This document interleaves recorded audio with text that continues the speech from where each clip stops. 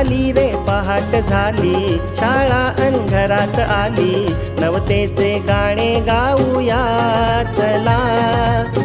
किलबिल त्या पाखरांना ज्ञानाचे पंख लावू, विद्येचा दारी फुलवूया मळा. नव्या युगाची ही गंगा ज्ञानाची ही आली रे आली घरा. माझा टीव्ही माझी शाळा, माझा टीव्ही माझी शाळा, माझा टीव्ही माझी शाळा.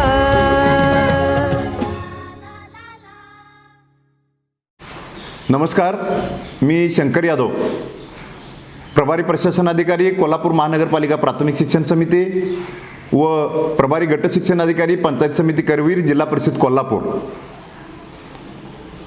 मी आपणासमोर कोविड-19च्या या महामारीच्या कालावधीमध्ये शैक्षणिक क्षेत्रामध्ये आज आपणाला माहिती आहे की शाळा बंद परंतु शिक्षण चालू हा उपक्रम महाराष्ट्र शासनामार्फत सुरू आहे. त्या अंतर्गत आम्ही विविध उपक्रम राबवत असतो. या उपक्रमांतर्गत अँड्रॉइड मोबाईलच्या द्वारे ऑनलाईन शिक्षण आम्ही देतो आहोत. काही ठिकाणी समूह अध्यापन प्रक्रिया आम्ही राबवत आहोत. काही ठिकाणी प्रत्यक्ष विद्यार्थ्यांच्या ग्रहभेटी घेतल्या जात आहेत. अशा परिस्थितीमध्ये विद्यार्थ्यांच्यापर्यंत पोहोचण्यासाठी आम्ही नवीन शैक्षणिक मालिका कोल्हापूर महानगरपालिका प्राथमिक शिक्षण समिती व पंचायत समिती शिक्षण विभाग करवीर, जिल्हा परिषद कोल्हापूर यांच्या माध्यमातून आम्ही नव्याने शैक्षणिक मालिका आपल्यासमोर चॅनेल यसच्या आपल्या या लोकप्रिय चॅनेलवरून, चॅनेल बी या आपल्या लोकप्रिय चॅनेलवरून आपणासमोर आम्ही घेऊन येतो आहोत. या शैक्षणिक मालिकेचं नाव आहे माझा टीव्ही माझी शाळा. मित्रो, या निमित्ताने मी आपणाला सांगू इच्छितो की इयत्ता 1ली ते 8वी पर्यंतच्या विद्यार्थ्यांच्यासाठी, त्याच्यामध्ये 1ली ते 7वी पर्यंतच्या विद्यार्थ्यांच्यासाठी उर्दू माध्यमासहित आम्ही नियमित अध्यापन करणार आहोत आणि इयत्ता 8वीचं शिष्यवृत्ती परीक्षेच्या संदर्भामध्ये आम्ही मार्गदर्शन करणार आहोत. मी या निमित्तानं सर्व विद्यार्थी मित्रांना, शिक्षक बंधू भगिनींना आणि पालक मित्रांना आवाहन करू इच्छितो की आपण आपल्या सर्व विद्यार्थ्यांना, आपल्या पाल्यांना या शैक्षणिक मालिकेचा माझा टीव्ही माझी शाळा या उपक्रमाचा लाभ घेण्यासाठी आपला टीव्ही आपण आपल्या शैक्षणिक विभागामार्फत दिलेल्या वेळापत्रकानुसार आपण विद्यार्थ्यांना उपलब्ध करून द्यावा, ही आपल्यासमोर मी विनंती करतो. हा उपक्रम यशस्वी करण्यासाठी आपल्या कोल्हापूर जिल्ह्यातील सर्व मान्यवर पदाधिकारी व सर्व मान्यवर वरिष्ठ अधिकारी यांचं बहुमोल असं मार्गदर्शन आणि प्रेरणा मिळालेली आहे. याच्याबरोबरच मी अजून अभिमानानं आपल्यासमोर सांगू इच्छितो की कोल्हापूर महानगरपालिकाकडील प्राथमिक शिक्षक व पंचायत समिती करवीरकडील प्राथमिक शिक्षक यांनी अतिशय आनंदानं या उपक्रमामध्ये सहभाग घेतलेला आहे. त्यांचं मी अभिनंदन करतो, त्यांना धन्यवाद देतो आणि आपल्या सर्वांना हार्दिक शुभेच्छा देतो. नमस्कार, इयत्ता 5वी स्कॉलरशिप याविषयी आपण आज मार्गदर्शन घेणार आहात. बघा मुलांनो, आपण इयत्ता 5वी मध्ये आल्यानंतर स्कॉलरशिप परीक्षा ही स्पर्धा परीक्षा आहे आणि ही तुमच्या आयुष्यातील पहिलीच सुरुवात आहे. त्यामुळं या परीक्षेला जाताना तुम्ही सगळ्यांनी आनंदानं सामोरे जाल. यासाठी आम्ही तुम्हाला काही थोडं मार्गदर्शन करणार आहोत.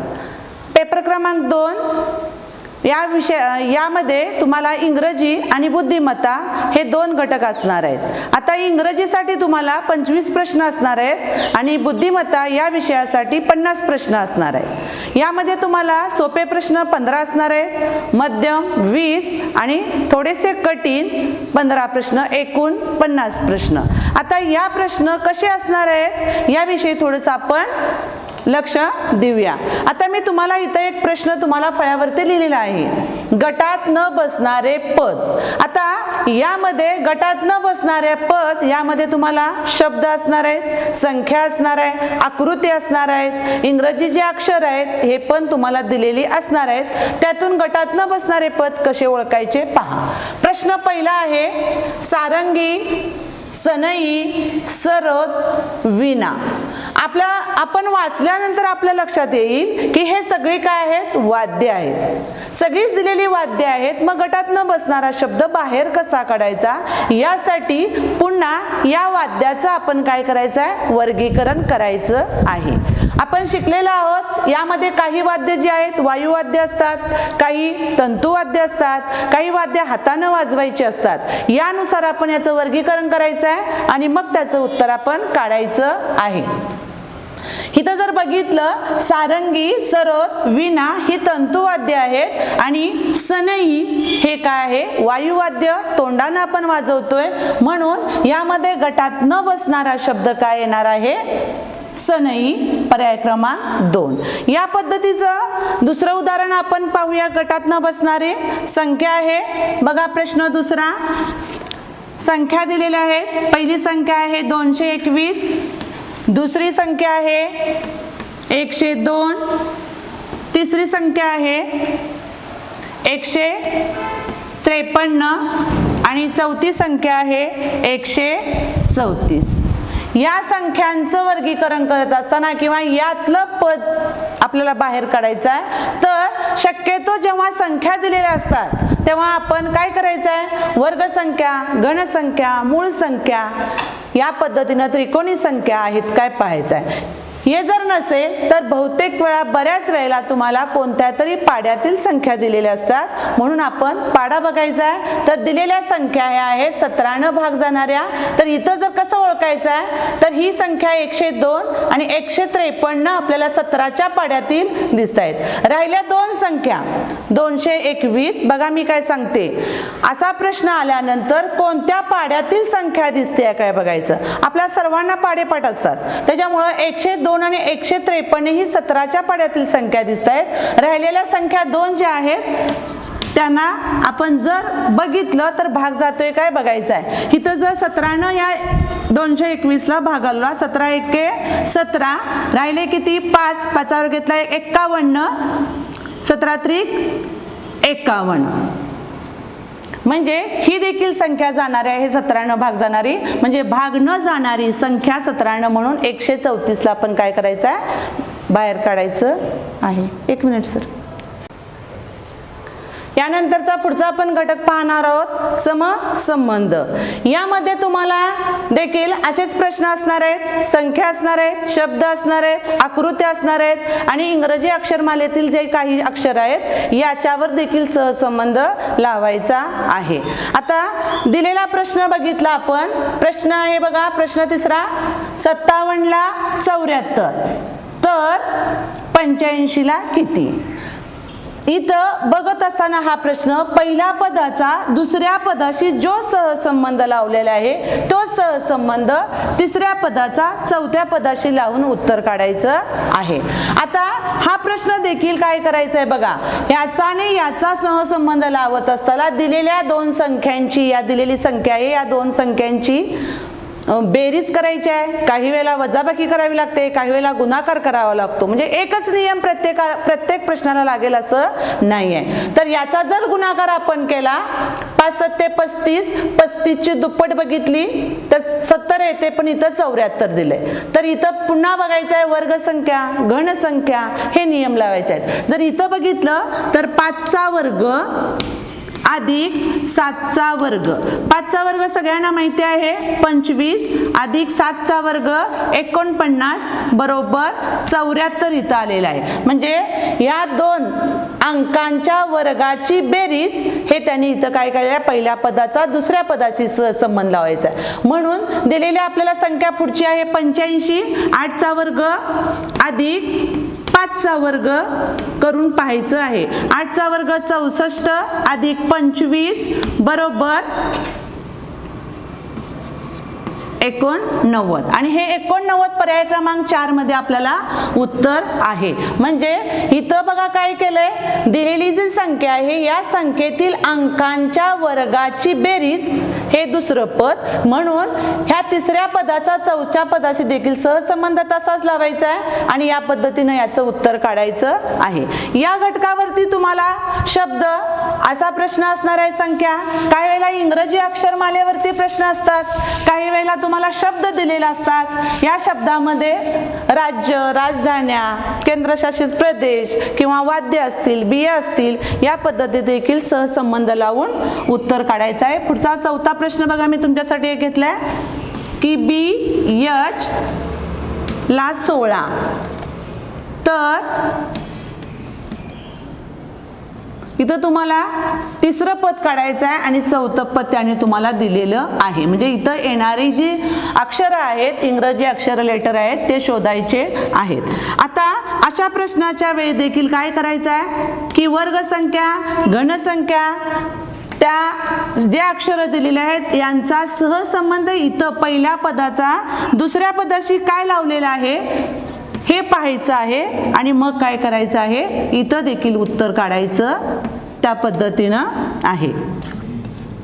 इथं जर बघितलं, मगाशी पण मी तुम्हाला म्हटलं की दिलेल्या जर संख्या असतील, शब्द असतील, अक्षर असतील, याचे क्रमांक बघायचे आहेत. आता इथं बघितला बीचा क्रमांक 2 येतोय, बीचा क्रमांक 2 आणि जर इंग्रजी अक्षरमाला बघितली तर Hचा क्रमांक 8 आहे. म्हणजे BH बरोबर 16 कसे आले तर बीचा क्रमांक 2, Hचा क्रमांक 8 बरोबर 8 मग हाच नियम इथं लागतोय काय बघायचा आहे ह्यातली. मग आता इथं आपल्याला उत्तर दिलंय, उत्तर आपल्याला किती यायला पाहिजे 60.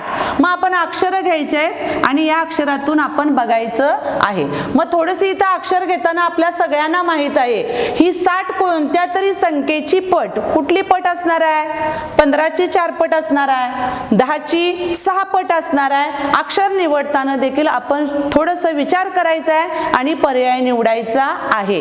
पटीत असणारी संख्या म्हणजे आपल्याला माहिती आहे 60 कोणकोणत्या पाड्यात येतात त्या पद्धतीने अक्षर गट, कारण आपल्याला 1 मिनिटाला 1 प्रश्न सोडवायचा असतोय. जर आपण प्रत्येक गट घेऊन उत्तर शोधत बसलो तर खूप वेळ जातोय. म्हणून मी काय करणार आहे, डी चा क्रमांक किती आहे बघा 4 आणि ओ चा क्रमांक किती आहे 15. 15 चौक 60 म्हणून पर्याय क्रमांक याचं उत्तर आहे 2. पर्याय शोधत असताना देखील थोडंसं आपण विचार करायचा आहे आणि मगच पर्याय काय करायचे आहेत शोधायचे आहेत आणि त्याच पर्यायावरती जास्त लक्ष देऊन आपण काय करायचं आहे उत्तराकडे लवकरात लवकर आपण उत्तराकडे कसं पोहोचू हे बघायचं आहे. आता सहसंबंध मध्ये आता मी मगाशी वर्ग बघितला, जर अजून एक प्रश्न त्यावरती कसा असेल, प्रत्येक वेळेला वर्गच असेल असं नाहीये. पुढचा प्रश्न घेऊया बघा आपण 423 ला 24. संख्या वाचत असतानाच, संख्या जेव्हा आपण वाचतोय तेव्हाच आपल्या डोक्यात क्लिक व्हायला पाहिजे की याचं उत्तर काय असायला पाहिजे. इथं 24 दिलेले आहेत तेव्हा इथं आपण बेरीज तरी येणार नाहीये, वजाबाकी येणार नाहीये, हे डोक्यात पटपट आपण काही गोष्टी घ्यायच्या आहेत.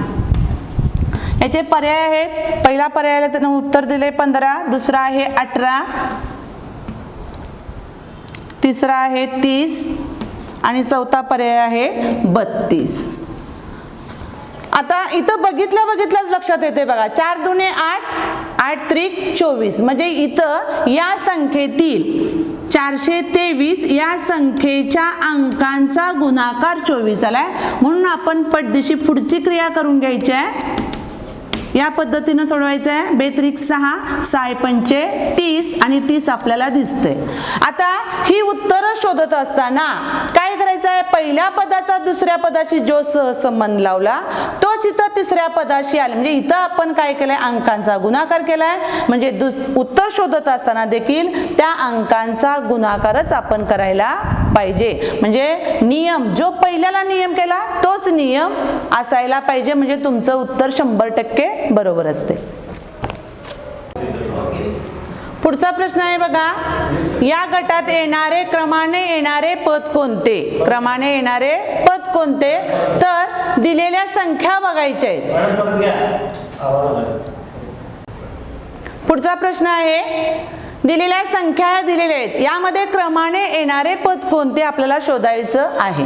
संख्यांचं पहिल्यांदा अशा प्रश्नामध्ये निरीक्षण करायचं आहे. संख्या ह्या चढत्या क्रमाने गेलेल्या आहेत. संख्या ह्या कशा गेलेल्या आहेत चढत्या क्रमाने, म्हणजे याच्यामध्ये काहीतरी टप्पा मिळवलेला असणार आहे. 2चा टप्पा, 3चा, 5चा टप्पा, वर्गसंख्या, घनसंख्या, मूळ संख्या क्रमाने मिळवणे किंवा आपल्या नैसर्गिक ज्या संख्या आहेत या देखील काही वेळा क्रमाने मिळवलेल्या आहेत. इथं जर बघितला अशा वेळेला थोडासा फरक लक्षात घ्यायचा आहे. या दोन्हीतला फरक आपल्याला काय दिसतोय बघा 5, या दोन्हीतला फरक 10 दिसतोय. म्हणजे आपल्याला पहिल्यांदा वाटतंय की इथं 5चा पाडा ऍड करत गेलेले आहेत किंवा मिळवत गेलेले आहेत. मग पण इथं मात्र तुम्हाला फरक काय दिसतोय बघा, 11चा फरक दिसतोय. म्हणजे इथं तुम्हाला 5च्या पटीत 5च्या टप्प्यानं वगैरे संख्या वाढत गेलेल्या नाहीत, हे इथं गेल्यानंतर लक्षात येते. पण अजून एक गोष्ट लक्षात येते, 14 या अंकांची बेरीज बघितली की आपल्याला लक्षात येते 5 या अंकांची बेरीज किती, 10 दिसत्या. 29च्या अंकांची बेरीज 11 दिसते. या अंकांची बेरीज 4 आहे. या अंकांची बेरीज 8 आहे. तेव्हा आपण असे भरपूर प्रश्न सोडवल्यामुळे आपल्याला जेव्हा फरक लिहित असतोय तेव्हाच लक्षात यायला पाहिजे की याचं उत्तर काय असायला पाहिजे किंवा कोणत्या पद्धतीनं काढायला पाहिजेत. अंकांची बेरीज 14, या अंकाची बेरीज आहे 5, यामध्ये मिळवली 14 आणि 5 19. 19च्या अंकांची बेरीज 10 आहे. पुन्हा इथं मिळवले 29. पुन्हा 29च्या अंकांची बेरीज आहे 11. 29 आणि 11 40. या अंकांची बेरीज 4. पुन्हा 40 आणि 4 44. 44च्या अंकांची बेरीज 8. 44 आणि 8 52. 52 या अंकांची बेरीज आहे 7. म्हणजे पुढची संख्या मिळाली. मग आपल्याला ही संख्या काढत असताना देखील या 59 या अंकांची बेरीज करायची आहे. 9 आणि 5 14. म्हणजे 59 मध्ये आपल्याला किती मिळवायचे आहेत, 14 मिळवायचे आहेत. उत्तर आलं आपलं 73 आणि पर्याय क्रमांक 4 मध्ये काय आहे ते उत्तर 73 आहे. या पद्धतीनं हा असे प्रश्न संख्या क्रमाने ओळखा किंवा काही वेळेला तुम्हाला घनसंख्या, मूळ संख्या, वर्गसंख्या हा जे टप्पे आहेत त्या टप्प्यांचं थोडं निरीक्षण करायचं आहे आणि त्याचं उत्तर शोधायचं आहे. यानंतर अजून एक मी पुढचा प्रश्न घेते बघा. तुम्हाला इथं फळ्यावरती काही शब्द लिहिलेले दिसतील. आता हे शब्द असे दिलेले असतात. यामध्ये तुम्हाला काय विचारलं असतं, एकतर दिलेल्या जोडाक्षर वगैरे शब्द असतात, काही जोड शब्द त्याच्यामध्ये जोडाक्षर नसणारे असतात. तर यातून तुम्हाला हे प्रश्न वाचायचे आहेत आणि या प्रश्नामध्ये तुम्हाला जोड शब्द किती आहेत, जोडाक्षरयुक्त शब्द किती आहेत किंवा जोडाक्षर किती आहेत हे समजून घेणं सगळ्यात महत्त्वाचं आहे आणि मग त्यातून त्याचं उत्तर काढायचं. प्रश्न पहिल्यांदा नीट वाचायचा, समजून घ्यायचा आणि मग उत्तराकडे जायचं आहे. आता इथं या प्रश्नामध्ये मी तुम्हाला प्रश्न काय विचारणार आहे, दिलेल्या शब्दातील एकूण किती जोडाक्षरे आलेली आहेत, एकूण किती जोडाक्षर काय विचारलंय ते पहिल्यांदा समजून घ्या. काय विचारलंय समजून घ्यायचं. या प्रश्नामध्ये तुम्हाला मी आता विचारलेलं आहे जोडाक्षरे किती, जोडाक्षरे किती. बऱ्याच वेळेला काय करतात, आपल्याला माहित असते दिला प्रश्न की जोडाक्षर पाहायची, मोजायची आणि उत्तर लिहायचं आणि तोही पर्याय तुम्हाला दिलेला असतो. पण असा प्रश्न जेव्हा येणार आहे तेव्हा जोडाक्षरे किती विचारलेले आहेत, काय जोडाक्षर असणारे शब्द किती आहेत. शब्द जर विचारले तर कमी असणार आहेत, जोडाक्षर असणे विचारली तर संख्या कशी असणार आहे, जास्त असणार आहे. आता यामध्ये पर्याय दिलेले आहेत. पहिला पर्याय आहे 10, दुसरा 9, तिसरा पर्याय आहे 8 आणि चौथा पर्याय आहे 11. आता जे जोडाक्षर असणारे जे अक्षर आहेत त्याला अंडरलाईन करून घ्यायचे आहे. पहिला श्री, त, ट्र, प्रे, ती, न्य, श्व आणि क्ष. ही मी जे अक्षर आहेत त्यांना जोडाक्षर असणाऱ्यांना मी अंडरलाईन करून घेतल्या. आता आपण पहिलीपासूनच शिकत आलेलो आहे की जी जोडाक्षर असणारी अक्षर कुठली, यामध्ये आपण बघितलेले आहे क्ष, ज्ञ, क्ष्र आणि त्र. ही काय आहेत, जोडाक्षर आहेत. इथं हे दिसतंय आपल्याला त्र आणि क्ष, पण क्ष आणि ज्ञ दिसत नाही, पण ही दोन्ही जोडाक्षर आहेत. आता काहींना शंका आली असेल की मी हा शब्द अक्षर जे आहे ते जोडाक्षर म्हणून का घेतलेलं नाही आहे. जोडाक्षर होण्यासाठी 2 व्यंजन एकत्र यावे लागतात. 2 व्यंजन एकत्र आल्यानंतर जोडाक्षर होते. पण क, रू हा काय आहे, स्वर आहे आणि क हे काय आहे, व्यंजन आहे. क अधिक लू बरोबर हे अक्षर झालेलं आहे आणि हा आपण स्वर घेतला, पण दोन व्यंजन एकत्र यावे लागतात जोडाक्षर होण्यासाठी, पण इथं एक स्वर आहे आणि एक व्यंजन आहे म्हणून हे घ्यायचं नाही आहे. किती आहेत बघूया, 1 2 3 4 5 6 7 8. किती जोडाक्षर आहेत, 8. याचं उत्तर आहे पर्याय क्रमांक 3 मध्ये आपल्याला 8 दिलेले आहे. याचं उत्तर हे आहे. आता इथं मी एक त्रिकोणाची आकृती काढलेली आहे, पुन्हा त्यामध्ये अजून रचना केलेली आहे. इथं प्रश्न काय विचारले आहे, दिलेल्या आकृतीमध्ये त्रिकोणांची संख्या किती.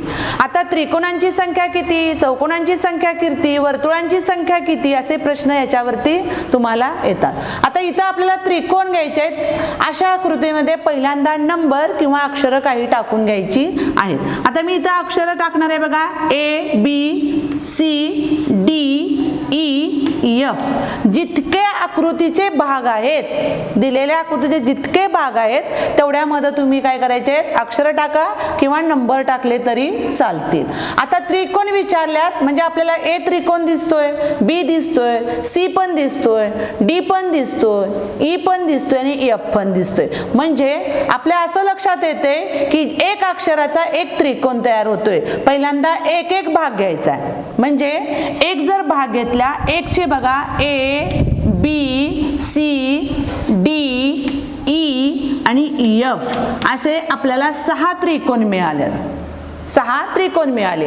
आता आपण एक चे मोजल्यानंतर दुसरा काय करायचा आहे, 2 चे गट करायचे आहे. 2 चे गट म्हणजे काय, दोन्ही अक्षर एकत्र A आणि B. आता A आणि B चा बघितला तर हा चौकोन तयार होतोय, म्हणजे हा तुम्हाला येणार नाही हा गट. पुढचा गट घ्या, B आणि C जर एकत्र घेतलं तर आपल्याला हा त्रिकोण मिळतोय, म्हणजे दुसरा गट आहे B C चा होतोय. नंतर C आणि D चा पण गट एक तयार होतोय, C आणि D चा. तसं पुढे जायचं आहे, D आणि E चा पण होतोय, D आणि E चा पण होतोय. 2 चे गट करायचे आहेत. आता ही रचना जर बघितली होत नाहीये, परत A आणि F चा एक मिळतोय, A आणि F. म्हणजे इथं आपल्याला 4 गट मिळालेले आहेत. 2 चे गट किती झालेले आहेत, 4 झालेले आहेत. आता 2 नंतर 3 अक्षर एकत्र घेऊन 3 अक्षर एकत्र घ्यायचे आहेत आणि मग गट बनवायचा आहे. आता 3 अक्षर बघा, A B C, म्हणजे हा तुम्हाला अर्धा त्रिकोण, मोठ्याचा अर्धा एक भाग दिसायला लागलाय. म्हणजे A B आणि C हा एक त्रिकोण मिळाला. पुढची 3 जर अक्षरं घेतली तर तुम्हाला हा त्रिकोण तयार होत नाही, कारण 4 बाजू येतात. पुढचं अक्षर पटपट घेत जायचं आहे, C D E F, sorry C D आणि E याचाही होत नाहीये. D E F म्हणजे ह्या इकडचा अर्धा एक अजून होतोय, D E आणि F. पुढचं बघा, 1 2 3 नाही आहे, 1 2 3 म्हणजे हा गट होत नाहीये. 3 च्या जोड्या आपल्याला किती होत आहेत, 2 झालेल्या दिसत आहेत. आता 4 चा गट जर बघितला, A आणि B जर मी आपल्याला खूप वेळ कमी असतोय बाळांनो, त्याच्यामुळे लवकरात लवकर आपल्याला उत्तर काढायचं असतंय. A आणि B वरती तुम्ही जर इथून A B C आणि D ही 4 अक्षरांचा गट करायचा आहे, म्हणजे ही त्रिकोणाची रचना मिळत नाहीये. एक अक्षर कमी करा, पुढचं बघा. इथंच आपल्या लक्षात येते 4 अक्षर घालून की हा त्रिकोण होत नाहीये. 2 अक्षर कमी करायची, इकडे 2 अक्षर कमी करायची, इकडची 2 करायची आहे, म्हणजे 4 ची रचना मिळत नाही. तसंच 5चं पण करायचं आहे. 5चं एक अक्षर एक भाग गेला तर बघा राहिलेल्या भागाचा त्रिकोण मिळत नाही. B गट घालवून टाका, राहिलेली रचना बघा इथं मिळते का तुम्हाला त्रिकोणाची. C गट घालवा, म्हणजे 5चा जर गट आपल्याला बघितला, 4चा 0, 5चा गट पण 0 आणि 6चा बघायचा आहे, A B C D E F ही 6 अक्षरं एकत्र केली तर सर्वात मोठा काय होतोय, A B C D E आणि F या सर्वात मोठा मिळतोय. आता आपण काढलेले आहेत त्यांची बेरीज करायची आहे. 6 4 2 आणि 1 यांची बेरीज झाली किती, 13 बेरीज झाली पर्याय क्रमांक त्याचं उत्तर आहे 2. या पद्धतीनं सोडवायचा आहे हा प्रश्न, अजिबात चुकत नाहीये. यानंतर अजून एक आपण प्रश्न घेणार आहोत. सगळ्यांचा प्रश्न सोपा आहे. याच्यानंतरचा मी प्रश्न एक घेणार आहे तुम्हाला तो, आणि सगळ्यांना पण आवडतोय तो प्रश्न सोडवायला. पण इथं काही टॅक्ट वापरून जर तो प्रश्न सोडवला तर तुम्हाला लगेच त्याचं उत्तर मिळते. नमस्कार. आज आपण इयत्ता 5वीच्या बुद्धिमत्ता या विषयावर चर्चा करणार आहोत. 2017 पासून 2020 पर्यंत ज्या शासकीय परीक्षा झाल्या त्या शासकीय परीक्षेमध्ये आलेले काही प्रश्न आता आपण अभ्यासणार आहोत. 2017 साली हा एक सूचना आकलना या प्रकरणावर आधारित प्रश्न आला होता. तो मित्रांनो पहा, हा प्रश्न कसा होता. ही काही अक्षरं दिलेली आहेत. ही अक्षरे जुळवून अर्थपूर्ण शब्द तयार करा व तयार झालेल्या अर्थपूर्ण शब्दातील दुसऱ्या व 5व्या अक्षरापासून तयार होणाऱ्या शब्दाचा खालीलपैकी समानार्थी शब्द कोणता ते लिहा. या एकाच प्रश्नामध्ये 2 ते 3 सूचना एकाच वेळी दिलेल्या आहेत. विद्यार्थी मित्रांनो, आपण त्याच सूचना एक एक करून वाचून त्याचा अर्थ समजून घेऊन त्या प्रश्नाची उकल करूया. आता पहिल्यांदा आपल्याला एक सूचना दिसते समोर की ही अक्षरं जुळून अर्थपूर्ण शब्द तयार करा. म्हणजे आपल्याला हे अक्षरं जुळून पहिल्यांदा अर्थपूर्ण शब्द तयार करता आला पाहिजे. तर या अक्षरापासून माझ्यामध्ये संदेश वहन हा शब्द तयार होतो. संदेश व ह आणि न म्हणजे संदेश वहन या शब्द अर्थपूर्ण शब्द तयार झाला. त्याच्यानंतर त्याच्या पुढची सूचना जी आहे ती तयार झालेल्या अर्थपूर्ण शब्दातील म्हणजे संदेशवहन या शब्दातील दुसऱ्या व 5व्या अक्षरापासून दुसरं अक्षर आणि 5वं अक्षर. संदेशवहन हा शब्द जर आपण बाजूला लिहून घेतला तर त्याच्यातलं दुसरं अक्षर येतं दे आणि 5वं अक्षर येते ह. म्हणजे त्याच्यापासून जो शब्द तयार होतो तो शब्द आहे देह. या शब्दाचा खालीलपैकी समानार्थी शब्द विचारले आपल्याला. काही वेळा शासकीय बोर्डामध्ये परीक्षेमध्ये देह हा शब्द पहिल्या पर्यायामध्ये किंवा दुसऱ्या पर्यायामध्ये शब्द दिलेला असतो आणि मुलांची गफलत किंवा आपली गफलत काय होते की आपण तो अर्थपूर्ण शब्द तयार केला आणि त्याच्यातला दुसरा आणि 5व्या अक्षरापासून तो शब्द तयार झाला की आपण देह लगेच पर्याय गोल करून रिकाम होतो. पण मित्रांनो, त्याचा समानार्थी शब्द आपल्याला विचारलेला आहे. म्हणजे सूचना आपल्याला नीट शेवटपर्यंत वाचता आली पाहिजे. तर देह या शब्दाचा समानार्थी शब्द आहे. याच्यामधला नवीन तर नाही, राष्ट्र तर नाही, काया. काया म्हणजेच देह, शरीर. म्हणजे समानार्थी शब्द आपल्याला इथं पाठांतर असणं गरजेचं आहे. त्याचबरोबर अजून एक मला मित्रांनो तुम्हाला सांगायला आवडेल की यामध्ये ज्या सूचना असतात ह्या सूचना एकाच वेळी पूर्ण प्रश्न न वाचता थोडे थोडे सूचना वाचून त्याचा अर्थ लावून जर आपण हे प्रश्न सोडवले तर 100% आपल्याला या प्रश्नाचे मार्क मिळायला हरकत नाही. नमस्कार बालमित्रांनो, आज आपण इयत्ता 5वी शिष्यवृत्ती या विषयामधला बुद्धिमत्ता हा विषय अभ्यासणार आहोत. त्यामधील 2017 ते 2020 या शासकीय परीक्षेमध्ये काही प्रश्न येऊन गेले. त्या प्रश्नांचा आता आपण इथे अभ्यास करणार आहोत. त्यामधला हा पहिला प्रश्न पहा, 2017 साली शासकीय प्रश्नपत्रिकेमध्ये आला होता. त्या प्रश्नपत्रिकेची सूचना मी वाचतोय. ही अक्षरे जुळवून अर्थपूर्ण शब्द तयार करा व तयार झालेल्या अर्थपूर्ण शब्दातील दुसऱ्या व 5व्या अक्षरापासून तयार होणाऱ्या शब्दाचा खालीलपैकी समानार्थी शब्द कोणता ते लिहा.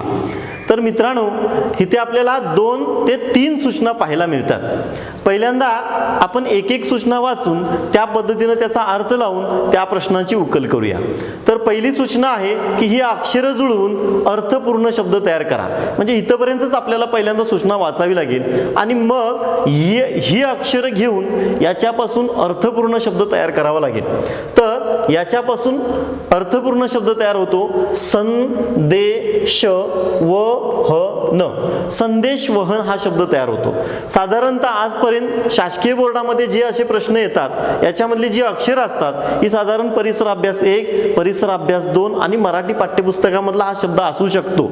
तर हा परिसर अभ्यास 1 मधला शब्द आहे तर हा अर्थपूर्ण शब्द झाला संदेशवहन. त्याच्या पुढची सूचना आहे तयार झालेल्या अर्थपूर्ण शब्दातील दुसऱ्या व पाचव्या अक्षरापासून तयार होणाऱ्या शब्दाचा, म्हणजे तयार झालेला जो शब्द आहे तो आपल्याला बाजूला लिहून घ्यावा लागेल. संदेशवहन, त्याच्यामधला दुसरा व पाचवा, तर त्याच्यामधला दुसरा शब्द येतो दे आणि पाचवा अक्षर येतं ह, तर तो शब्द तयार होईल देह. या देह या शब्दाचा खालीलपैकी समानार्थी शब्द कोणता असं विचारलंय आपल्याला मित्रांनो. तर देह हा पर्याय सुद्धा शासकीय बोर्डामध्ये देऊ शकतात जेणेकरून मुलांची फसगत व्हावी. तर आपली फसगत होऊ नये यासाठी आपण संपूर्ण प्रश्न वाचणे अत्यावश्यक आहे. तर याच्यातला देह या समानार्थी शब्द, या शब्दाचा समानार्थी शब्द कोणता आहे? नवीन. नवीन हा शब्द 100% देहचा समानार्थी नाही आहे. राष्ट्र पण नाही आहे. काया. काया हे या प्रश्नाचं योग्य उत्तर आहे.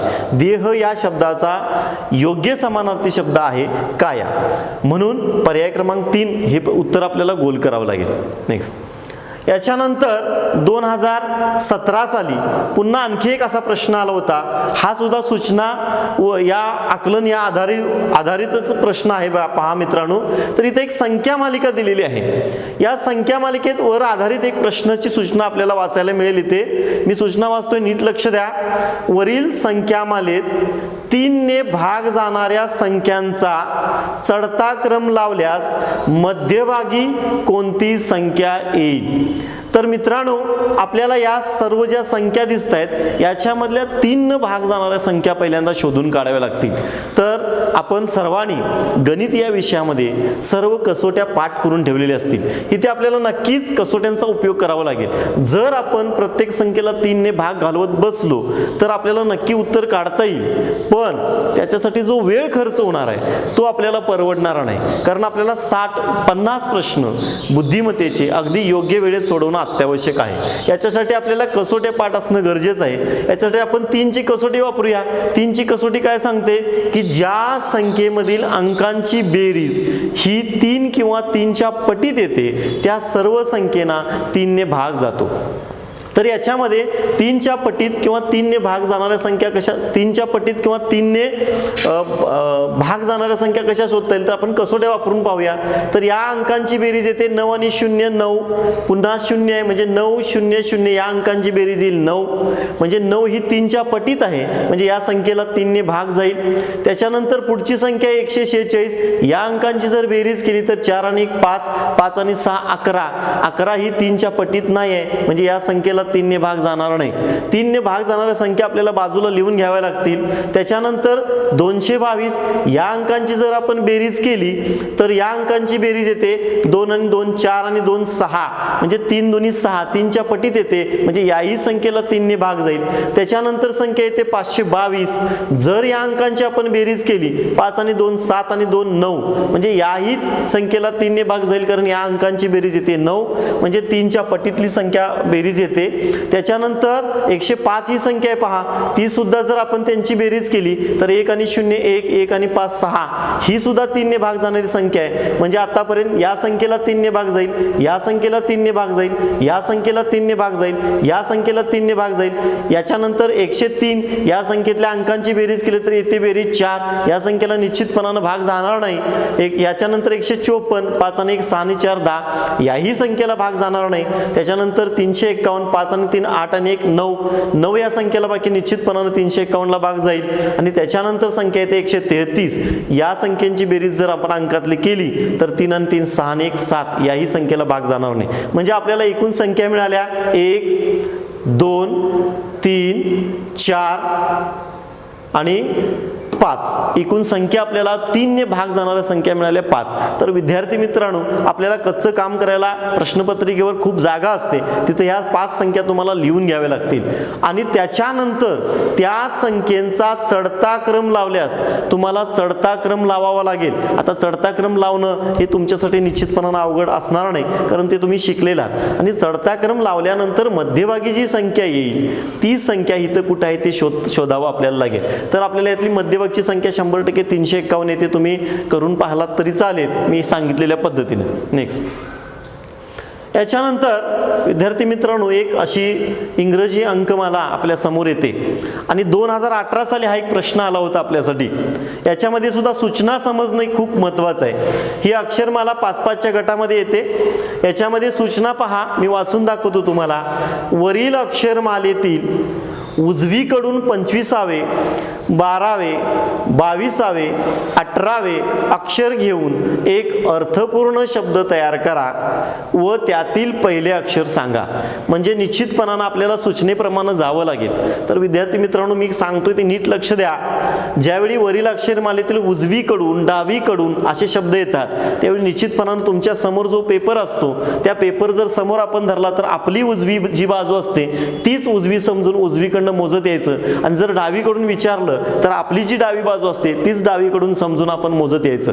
निश्चितपणानं आपल्याला इथं उजवीकडून विचारलंय म्हणजे आपली उजवी बाजू ही आहे म्हणजे आपल्याला इकडून मोजत यावं लागेल. तर उजवीकडून 25वा अक्षर म्हणजे 5-5च्या गटात 5 1 5 5 2 10 5 3 15 5 4 20 आणि 5 5 25 म्हणजे 25वा अक्षर ए हे येईल. त्याच्यानंतर उजवीकडूनच 12वा अक्षर आपल्याला विचारलेलं आहे. 12वा अक्षर निश्चितपणानं 5 1 5 5 2 10 11 आणि 12 एन हे अक्षर येईल. त्याच्यानंतर 22वा अक्षर विचारलंय 5 10 15 20 21 22 डी हे अक्षर येईल आणि 18वा अक्षर 5 10 15 आणि 16 17 आणि 18 एच ही अक्षर येईल. म्हणजे आपल्याला 4 अक्षरं मिळाली ए एच एन आणि डी. तर याच्यापासून पुन्हा तुम्हाला अर्थपूर्ण शब्द तयार करायचा आहे तर आपली जी आपण अक्षर बाजूला लिहून घेतली तर त्याच्यापासून अर्थपूर्ण शब्द होतो हँड. आणि हँड या शब्दातलं पहिलं अक्षर त्यांनी निश्चितपणाने विचारलंय म्हणजे हँड या शब्दातलं पहिलं अक्षर येतं एच. तर एच हा पर्याय आपल्याला गोल करावा लागेल. निश्चितपणानं ज्या मुलांना उजवीकडून डावीकडून पेपर समोर ठेवून करता येतं त्या मुलाचा हा प्रश्न निश्चितपणानं चुकत नाही. 2018च्या शासकीय परीक्षेमध्ये हा आलेला प्रश्न आहे. नेक्स्ट तर त्याच्यानंतर 2019च्या प्रश्नपत्रिकेमध्ये शासकीय परीक्षेमध्ये असाच एक प्रश्न आलेला पहा मी तुम्हाला वाचून दाखवतो. पहा, कमळ, तगर, प्रहार, खारट, पसार या प्रत्येक शब्दातील मध्यभागी येणारे अक्षर घेऊन त्यापासून अर्थपूर्ण शब्द तयार करा. अर्थपूर्ण शब्दातील मध्यभागी येणारे अक्षर कोणते ते लिहा.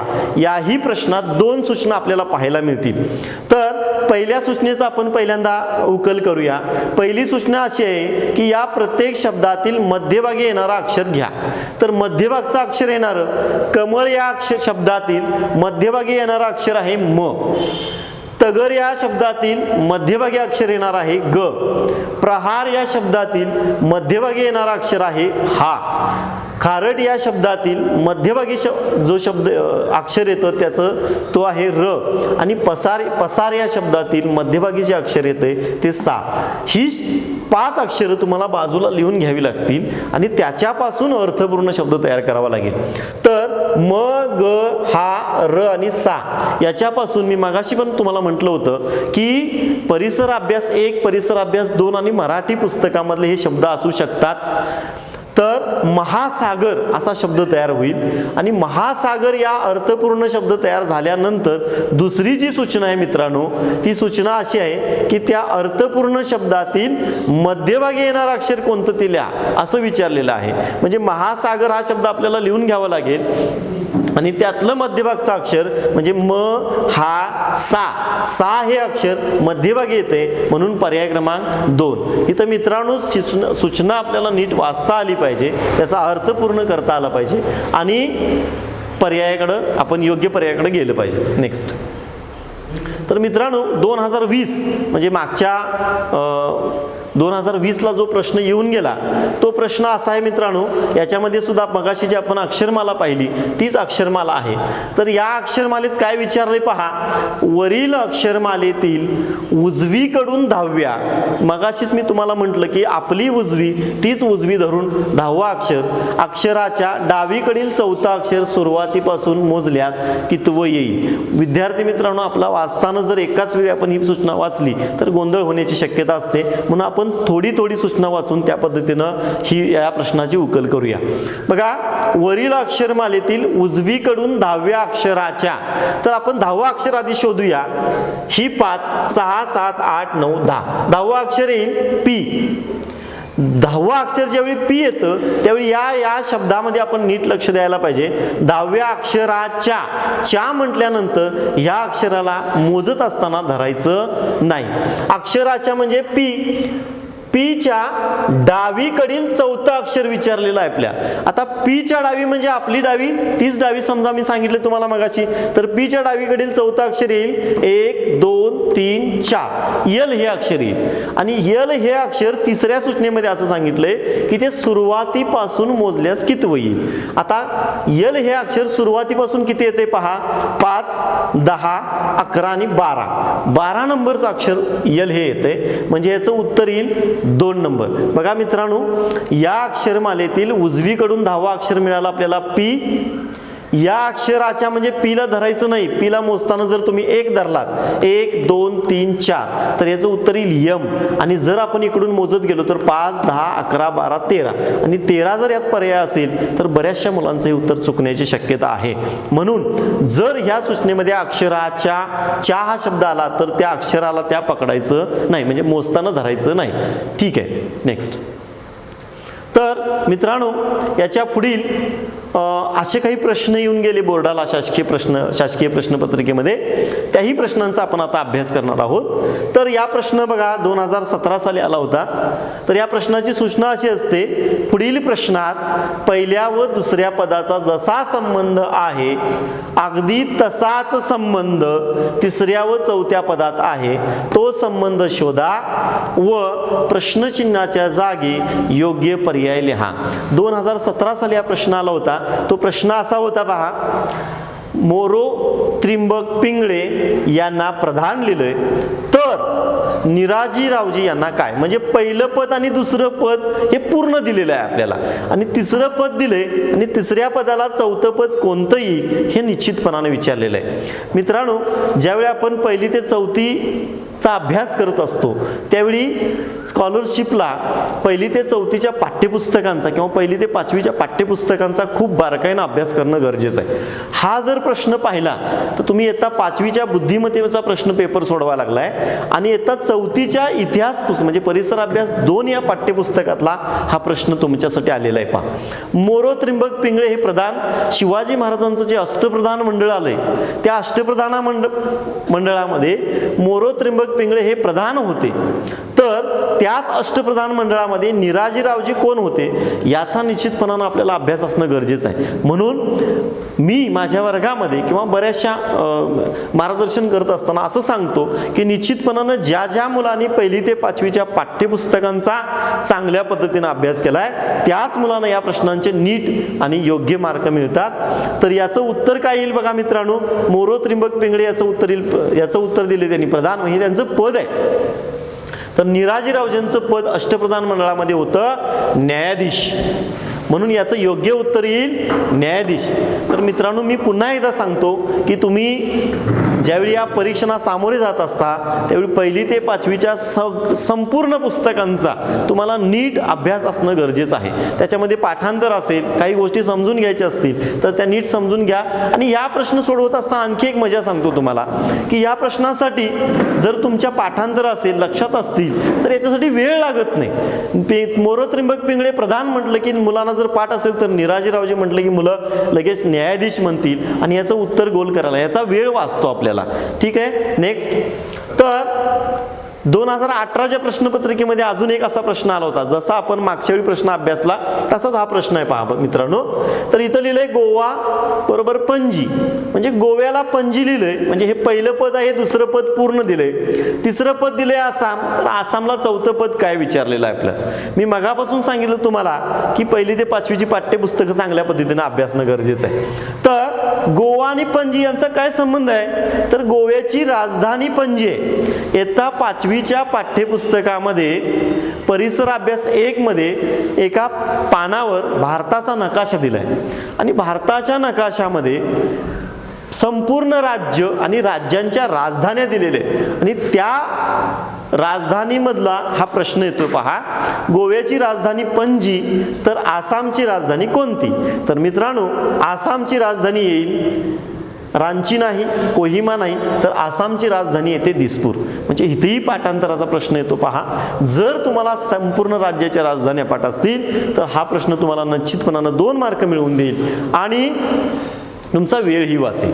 बघा 2018च्या शासकीय प्रश्नपत्रिकेत हा प्रश्न आलेला आहे. 2018च्या शासकीय प्रश्नपत्रिकेत आणखी एक खाली प्रश्न आलाय.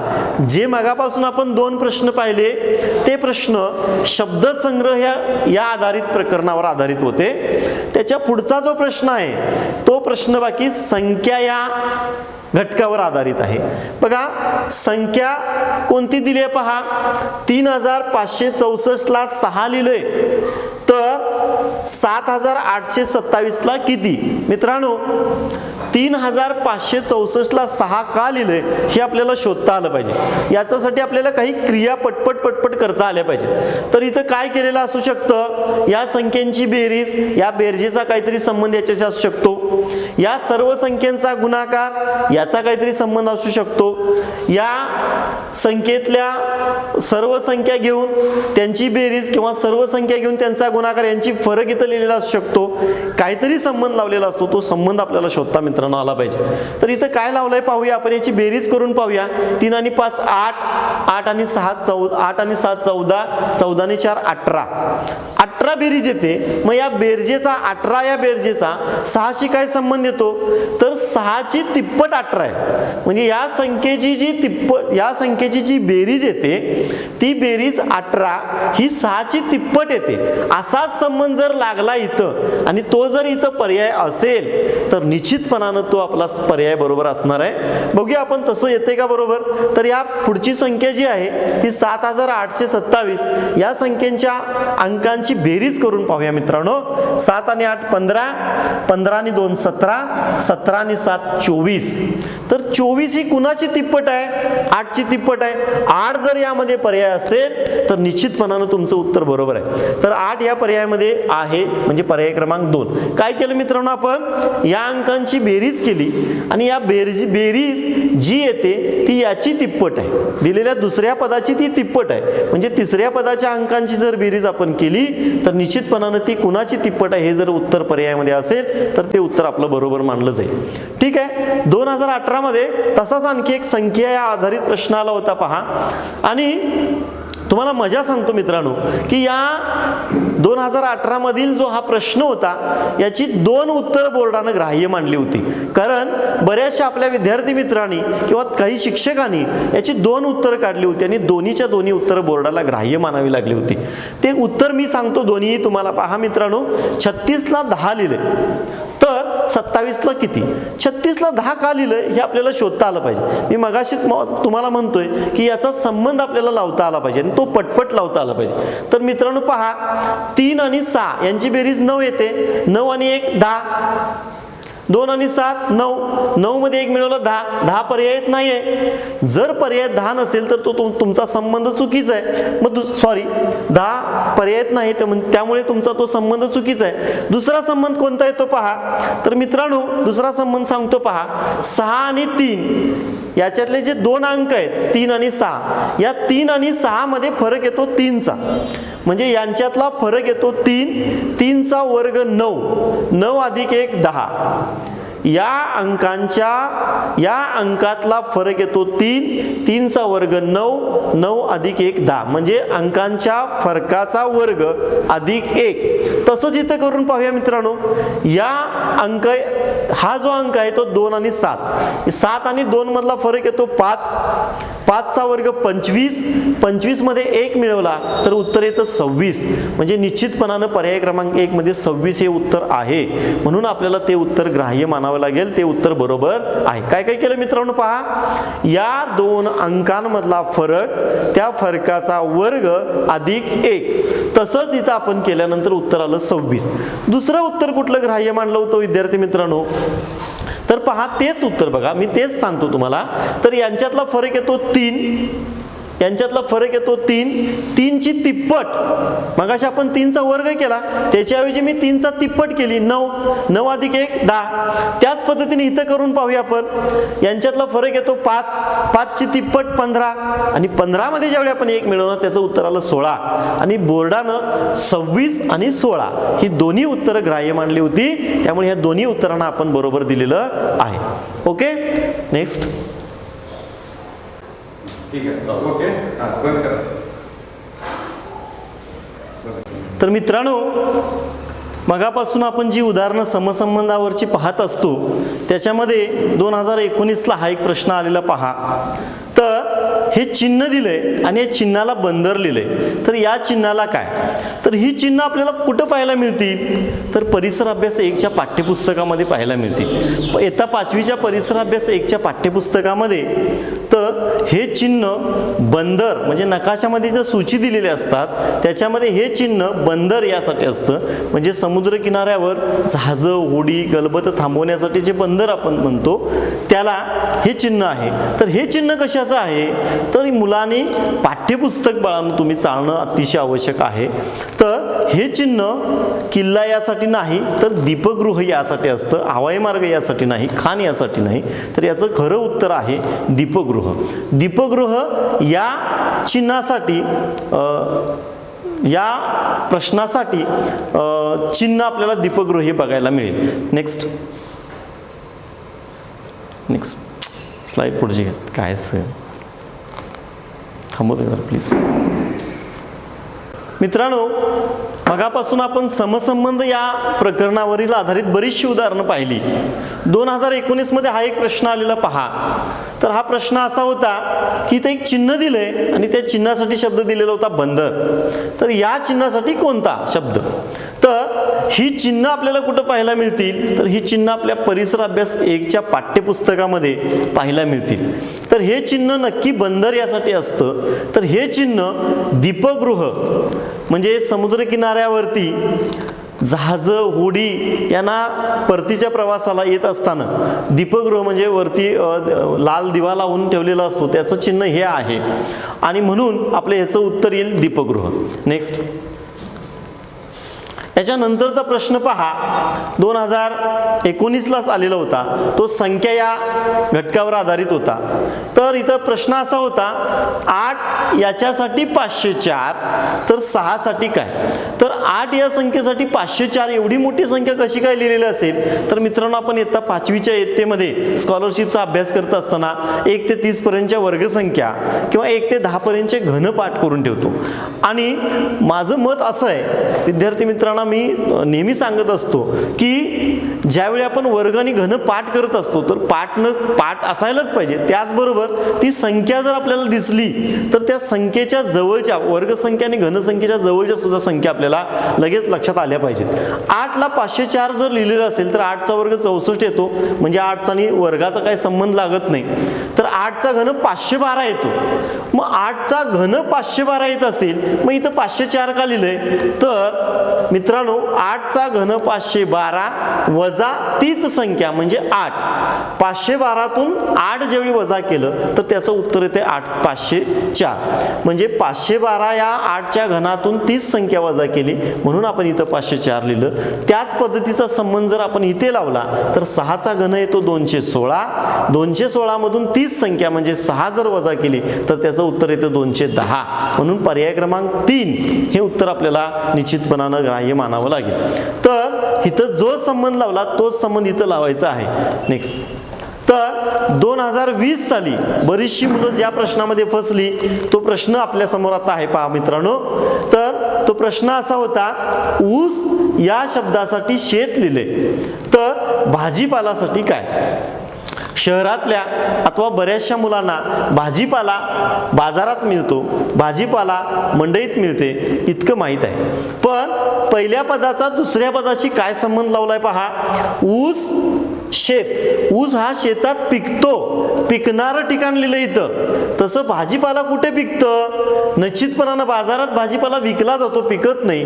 निश्चितपणानं भाजीपाला मंडईत पिकत नाही. निश्चितपणानं भाजीपाला दुकानात पिकत नाही. पिकण्याचं ठिकाण भाजीपाल्याचं उत्तर येतं मळा.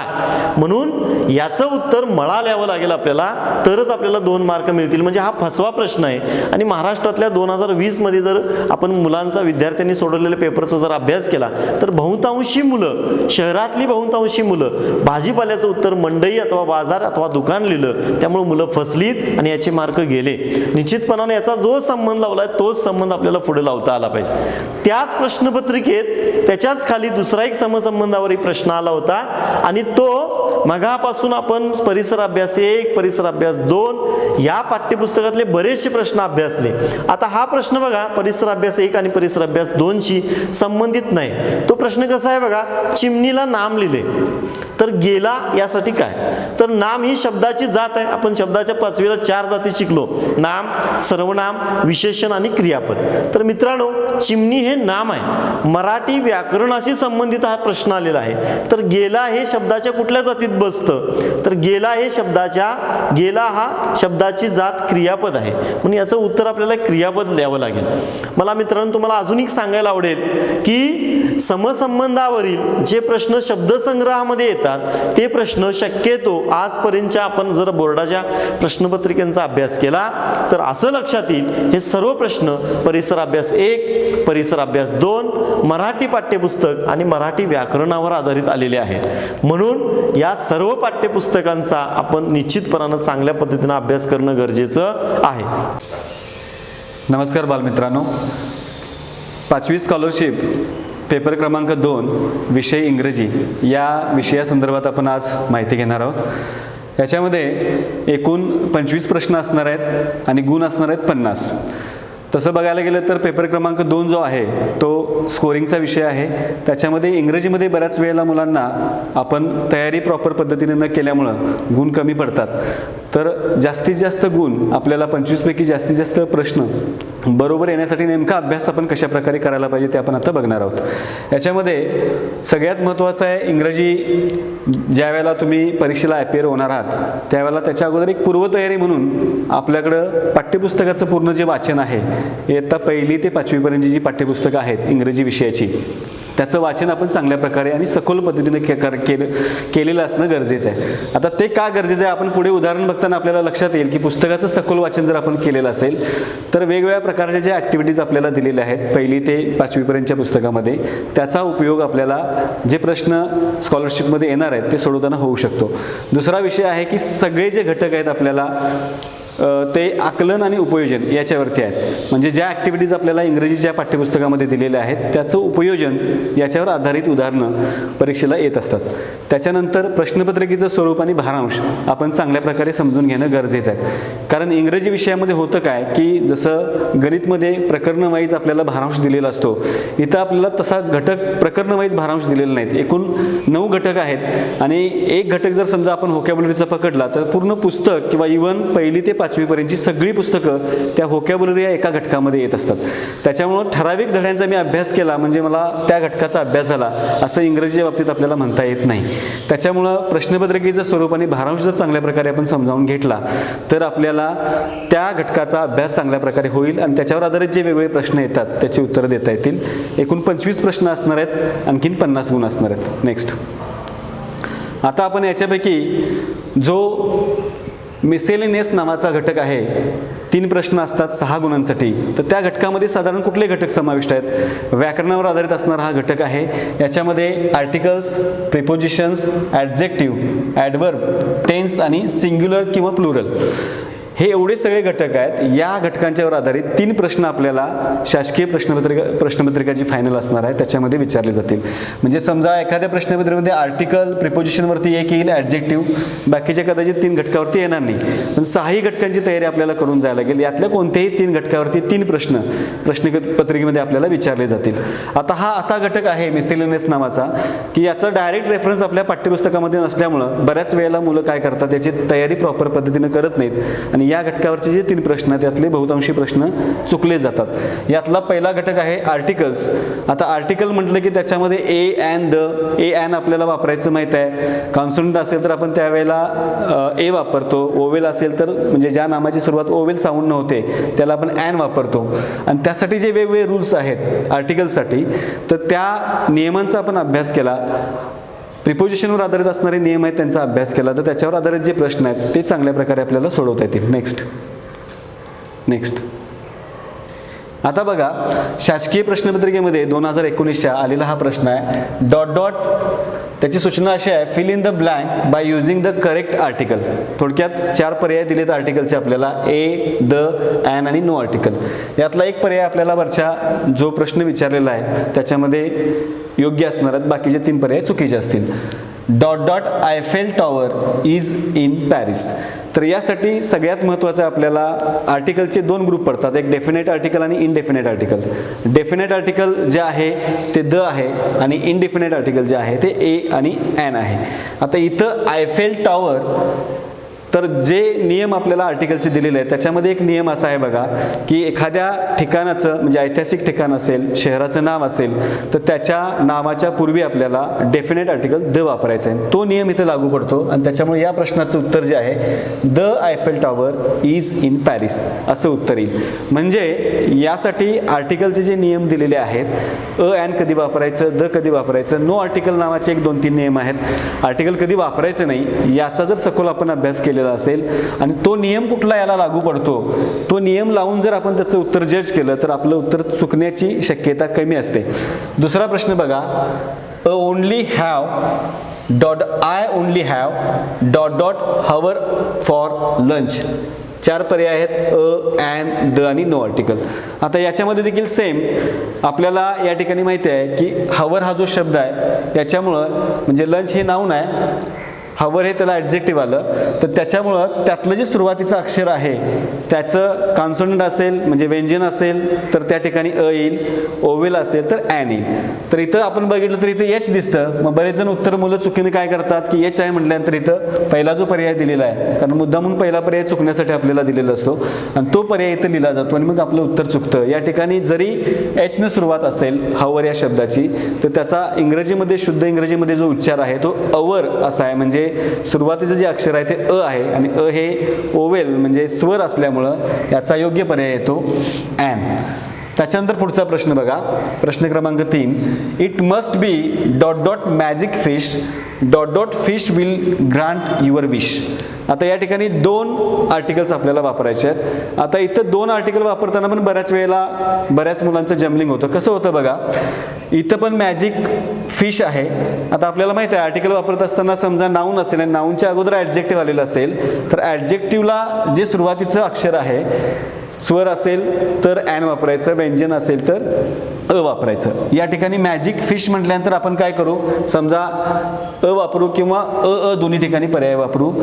For example, it must be a magic fish, a magic fish will grant your wish. आणि हे आपल्याला वाटेल की हे जे मी पर्याय क्रमांक 4 लिहिलेलं आहे ते बरोबर आहे, पण या ठिकाणी थोडासा नियम आपण लक्षात जर सखोल केलेला असेल, अभ्यास केलेला असेल, समजा सुरुवातीला जे नाऊन आलेलं आहे त्याचा उल्लेख जर पुन्हा आला तर त्यावेळेला ते डेफिनेट आर्टिकल त्या ठिकाणी वापरायचं आणि सुरुवातीला इनडेफिनेट आर्टिकल वापरायचं आहे, असा तो रूल आहे. म्हणजे इथं it must be a magic fish the magic fish will grant your wish. आता इथं डेफिनेट का वापरलं तर अगोदर या फिश या शब्दाचा सुरुवातीच्या वाक्यामध्ये उल्लेख आलेला आहे. 2 वेळेला ज्या वेळेला नाऊन वापरलं जातं त्यावेळेला पुढच्या नाऊनला म्हणजे सुरुवातीला समजा जर आपण अ वापरलं तर पुढल्या वेळेला डेफिनेट आर्टिकल द वापरायला लागतं. हा नियम या ठिकाणी लावलेला आहे. शेवटचं उदाहरण बघा, dot dot honesty is the best policy. आता या ठिकाणी बऱ्याच वेळेला इथला जो नियम आपण लावलेला आहे एचचा, इथं देखील हॉनेस्टी याचा उच्चार ऑनेस्टी या प्रकारे होतो. मग आपण विचार करू की हा नियम इथं लागेल आणि मग या ठिकाणी आपण ॲन ऑनेस्टी असं येईल. पण या ठिकाणी पुन्हा जर आपण सखोल आर्टिकलचा अभ्यास केलेला असेल, या ठिकाणी जे आर्टिकल वापरलं जातं हे ऑनेस्टी हे ॲब्स्ट्रॅक्ट नाऊन आहे आणि ॲब्स्ट्रॅक्ट नाऊन जर असेल तर या ठिकाणी आर्टिकल वापरलं जात नाही. म्हणजे इथं कुठलंही आर्टिकल येणार नाही. यातला पर्याय क्रमांक येईल 4, नो आर्टिकल. म्हणजे तुमच्या लक्षात आलं असेल ही 4 उदाहरणं आपण बघितल्यानंतर की एकतर आपण नियम जे आहेत व्याकरणातले त्याचा सखोल अभ्यास करायला पाहिजे आणि बऱ्याच वेळेला प्रश्न जे विचारले जातात हे अपवादावरती विचारले जातात, नियमावरती विचारले जात नाहीत आणि अपवाद आपण लक्षात ठेवले पाहिजेत आणि त्या दृष्टीने जर सोडवले ते प्रश्न तर त्याचे गुण आपल्याला पैकीच्या पैकी मिळू शकतात. नाहीतर जर आपण नियम सखोलपणे अभ्यासलेले नसतील तर आपण सहजपणे उत्तर लिहित जातो, प्रश्न सोपा वाटतो आपल्याला आणि आपली उत्तरं चुकली जातात. नेक्स्ट, आता त्याचमधला दुसरा घटक आहे प्रिपोजिशन. नेक्स्ट, प्रिपोजिशनवर आधारित आलेले प्रश्न आपण बघूया. 2019च्या प्रश्नपत्रिकेमध्ये आलेला हा प्रश्न आहे, she eats breakfast dot dot her parents. आता प्रिपोजिशन संदर्भात आपल्याला माहिती पाहिजे प्रिपोजिशनचे 3 प्रकार आहेत. बॅक बघा, preposition of place, preposition of time आणि प्रिपोजिशन ऑफ मुवमेंट. आता हे 3 टाईप जरी लक्षात ठेवले तरी नेमकं प्रिपोजिशन आपल्याला कुठलं वापरायचं त्या वाक्यामध्ये ते पटकन समजू शकतं. For example, preposition of place म्हणजे ज्या प्रिपोजिशनमधून आपल्याला ठिकाणाचा बोध होतो, in, on, at, over, above, under, या प्रिपोजिशन जे हे शब्द आहेत त्यांचा अर्थ जरी आपण लक्षात घेतला तरी समजेल आपल्याला की याच्यामधून आपल्याला ठिकाणाचा म्हणजे त्या वस्तूंच्या संबंधांचा बोध होतो. कारण प्रिपोजिशन हे नाम आणि नाम किंवा नाम आणि सर्वनाम यांच्यातला संबंध दर्शवण्यासाठी वापरले जातात. त्याच्यानंतर preposition of time, on, at, in. इथं पण बऱ्याच वेळेला कन्फ्युजन होतं बघा, कारण इथं ॲट आहे, इथं पण ॲट आहे. पण ॲट वापरत असताना ज्या 2 नामांच्या मध्ये किंवा नाम आणि सर्वनामांच्या मध्ये आपल्याला वापरायचं आहे त्या ठिकाणी नेमकं आपल्याला टाइमचा उल्लेख आहे की ठिकाणाचा उल्लेख आहे याच्यावरती हे वापरायचे आहेत. त्याच्यानंतर प्रिपोजिशन ऑफ मुवमेंट, या ठिकाणी देखील इन टू हे जे आहे म्हणजे ज्या वेळेला बाहेरून आत किंवा आतून बाहेर आपण जातो त्यावेळेला इन टू या प्रिपोजिशनचा वापर आपल्याला करायला लागतो. उदाहरण बघूया आपण. नेक्स्ट, आता बघा, she eats breakfast dot dot her parents. आता इथं आपल्याला संबंध कुणाचा दाखवायचा आहे की पेरेंट्स हे या ठिकाणी एक नाऊन आहे आणि शी म्हणजे हे प्रोनाऊन आहे, सर्वनाम आहे. या दोघांच्या मधला जो संबंध आहे म्हणजे ते ब्रेकफास्ट करते ती मुलगी समजा असेल, शी म्हणजे स्त्रीलिंग आहे, ठीक आहे. तर ती कुणासोबत, त्याचे पेरेंट्स सोबत. तर सोबत यासाठी या अर्थानं कुठलेला आलेला यामध्ये ऑफ, बाय, विथ आणि ॲट. तर सोबत या अर्थानं आपल्याला या ठिकाणी जो शब्द आहे तो म्हणजे विथ, त्याच्यामुळे या ठिकाणी जे प्रिपोजिशन येईल ते विथ येईल. म्हणजे उत्तर असं येईल, she eats breakfast with her parents. म्हणजे प्रिपोजिशन ज्या वेळेला आपण निवडतो 4 जे पर्याय आपल्याला दिलेले असतात त्याच्या अगोदर आपल्याला त्यातलं ज्या 2 नाम किंवा नाम आणि सर्वनाम यांच्यामध्ये संबंध तो दाखवायचा आहे ते अगोदर शोधायला पाहिजे. पुढचं उदाहरण बघा, the hut was dot dot the sea. आता इथं हट एक नाऊन आहे, सी एक नाऊन आहे, ठीक आहे. आता या दोघांच्या मधला संबंध आपल्याला दाखवायचा आहे की झोपडी त्या समुद्राच्या एकतर जवळ असणार आहे बघा, नियर, ऑन, इन आणि अबोव. आता हे बाकीचे जर शब्द पर्याय बघितले, नियर या ठिकाणी सुटेबल होईल. नियर म्हणजे च्या जवळ, म्हणजे झोपडी जी आहे ती समुद्राच्या जवळ. बाकीचे पर्याय बघा, ऑन म्हणजे वर, इन म्हणजे आत आणि अबोव म्हणजे अंतराळीवर. तर हे तिन्ही पर्याय या ठिकाणी सुटेबल होत नाहीत. म्हणजे प्रिपोजिशनचा विचार करत असताना आपल्याला 2 नाम किंवा नाम आणि सर्वनाम यांच्यातला संबंध लक्षात घेतला की आपल्याला त्यातलं योग्य कुठलं आपल्याला जे प्रिपोजिशन वापरायचं आहे ते निवडणं सोपं जाईल. पुढचं उदाहरण बघा, my father was born dot dot 1956. आता इथं 4 पर्याय आहेत, ऑन, ॲट, इन आणि टू. आता इथं देखील असंच आहे, मगाशी आपण जसं बघितलं की ज्या वेळेला आपल्याला म्हणजे ठिकाणाचा उल्लेख किंवा वेळेचा उल्लेख करायचा असतो त्यावेळेला सर्वसाधारणपणे इन हे प्रिपोजिशन आपण वापरतो. माय फादर वॉज बॉर्न इन 1956. या ठिकाणी जर ठिकाण असतं प्लेस तर या ठिकाणी ॲट वापरता आलं असतं. ऑन आणि टू हे या ठिकाणी जे टाईम आहे त्याला सुटेबल नसल्यामुळे हे 2 पर्याय कॅन्सल होतील आणि इन हा पर्याय त्याच्यामध्ये बरोबर येईल. नेक्स्ट, आता याच्यामधलाच पुढला घटक आहे ॲडजेक्टिव्ह. म्हणजे मगाशी जो आपण घटक बघतोय मिसेलेनियस जो टॉपिक आहे 3 प्रश्न ज्याच्यामध्ये येतात त्यातला पुढला टॉपिक आहे ॲडजेक्टिव्स. आता ॲडजेक्टिव्हचे देखील पुन्हा 3 प्रकार आहेत, डिस्क्रिप्टिव्ह, डेमॉन्स्ट्रेटिव्ह आणि ॲडजेक्टिव्ह ऑफ नंबर्स. ठीक आहेत. आता ॲडजेक्टिव्ह आपल्याला सगळ्यांना माहिती आहे. ॲडजेक्टिव्ह कशाला म्हणतो आपण, म्हणजे विशेषण, नामाबद्दल जो शब्द अधिक माहिती सांगतो त्याला आपण विशेषण म्हणतो. आता उदाहरण कसं आलेलं आहे बघा परीक्षेमध्ये, pick out incorrect pair of adjective. म्हणजे या जे 4 पर्याय दिलेले आहेत त्याच्यामध्ये नाम आणि विशेषण यांची चुकीची जोडी आपल्याला शोधायची आहे. A nice umbrella, a clean house, a soft cup of tea आणि a lovely flower. Pick out incorrect pair याचा अर्थ 3 जोड्या बरोबर आहेत आणि 1 जोडी याच्यामधली चुकीची आहे. आता बघा, नाईस अम्ब्रेला म्हणजे छत्री जी आहे ती चांगली आहे, सुंदर आहे असा अर्थ होतो. क्लीन हाऊस स्वच्छ घर, त्याच्यानंतर सॉफ्ट कप ऑफ टी आणि अ लवली फ्लॉवर. तर फ्लॉवरला लवली हे विशेषण बरोबर आहे, हाऊससाठी क्लीन बरोबर आहे, अम्ब्रेलासाठी नाईस बरोबर आहे. पण सॉफ्ट कप ऑफ टी हे हॉट कप ऑफ टी ठीक आहे, कोल्ड कप ऑफ टी ठीक आहे, म्हणजे या ठिकाणी जे विशेषण वापरलेलं आहे हे चुकीचं आहे. त्याच्यामुळं पिकआउट इनकरेक्ट पेअर या प्रश्नाचं जे उत्तर आहे ते उत्तर पर्याय क्रमांक 3 येईल. पुढचा प्रश्न बघूया. Find out the wrong option. I saw the movie dot dot yesterday, last year, tomorrow, last weak.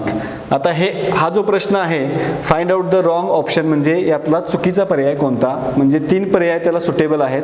म्हणजे या वाक्यामध्ये 3 ॲडजेक्टिव्ह जे आहेत ते बरोबर फिट बसतात, 1 ॲडजेक्टिव्ह बसत नाही. बघा, I saw the movie yesterday. आता इथं बघायला लागेल आपल्याला हे जे शब्द आहेत हे कालवाचक शब्द आहेत. एस्टरडे म्हणजे काल, लास्ट इयर म्हणजे भूतकाळच त्याच्यामध्ये पास्ट टेन्सच दाखवतो, लास्ट वीकमध्ये पण पास्ट टेन्स आणि टुमॉरोमध्ये फ्युचर टेन्स दाखवतो म्हणजे उद्या. तर सॉ बघा, आय सॉ द मूवी या ठिकाणी जे क्रियापद आहे सॉ, तर याच्यामधून या वाक्याचा जो काळ आहे हा पास्ट टेन्स आहे, सिम्पल पास्ट टेन्स. त्याच्यामुळं जे येणारे शब्द आहेत ते पास्ट टेन्स दर्शवणारेच पाहिजेत, म्हणजे मॅच होतील. For example, I saw the movie yesterday, I saw the movie last year, I saw the movie last week. हे तिन्ही पर्याय त्याला बरोबर आहेत आणि हा पर्याय तिथं सूट होत नाही, म्हणजे रॉंग ऑप्शन जो येतो यातला तो पर्याय क्रमांक 3 येईल. म्हणजे हे जे प्रश्न आपण अभ्यासले प्रिपोजिशनच्या संदर्भातले, याच्यामध्ये ॲडजेक्टिव्ह असेल, प्रिपोजिशन असेल, याच्यामध्ये नियम आपल्याला पहिल्यांदा सखोल बघायला लागतील आणि नियम बघितल्यानंतर त्यातले जे अपवाद येतात, अपवादावर आधारित जे प्रश्न येतात ते बघायला लागतील. नेक्स्ट पुढचा घटक आहे त्यातला ॲडवर्ब. आता आपल्याला माहिती आहे ॲडवर्ब कशाला म्हणतो आपण, the word which tells something more about verb is called adverb. क्रियापदाबद्दल जो शब्द अधिकची माहिती सांगतो त्याला आपण क्रियाविशेषण असं म्हणतो. आता याच्यामध्ये पुन्हा क्रियाविशेषणाचे 4 प्रकार पडतात. Adverb of time, adverb of place, adverb of manner आणि ॲडवर्ब ऑफ डिग्री. आता हे सगळे जे शब्द या ठिकाणी दिलेले आहेत, 4 प्रकार जे आहेत ॲडवर्बचे, ते जर आपण सखोलपणे अभ्यासले तर याच्यावर येणारा जो प्रश्न आहे तो नेमका कोणता पर्याय निवडायचा हे आपल्याला समजेल. उदाहरणार्थ 2018च्या प्रश्नपत्रिकेमध्ये आलेला प्रश्न बघा. Select the correct alternative. We should cut our nails dot dot. 4 पर्याय आहेत, डेली, अर्ली, केअरलेसली, रेग्युलरली. आता याच्यामध्ये बऱ्याच वेळेला पहिला पर्याय जो आहे बघा, we should cut our nails daily, हा आपल्याला बरोबर वाटतो की बाबा हा सुटेबल आहे, असं वाटतं की दररोज आपण नखं कापली पाहिजेत. पण अर्थ जर आपण सामान्य त्याचा घेतला तर नखं काही दररोज आपण कापत नाही, ज्या वेळेला नखं आपली वाढतात तेव्हा आपण कापतो.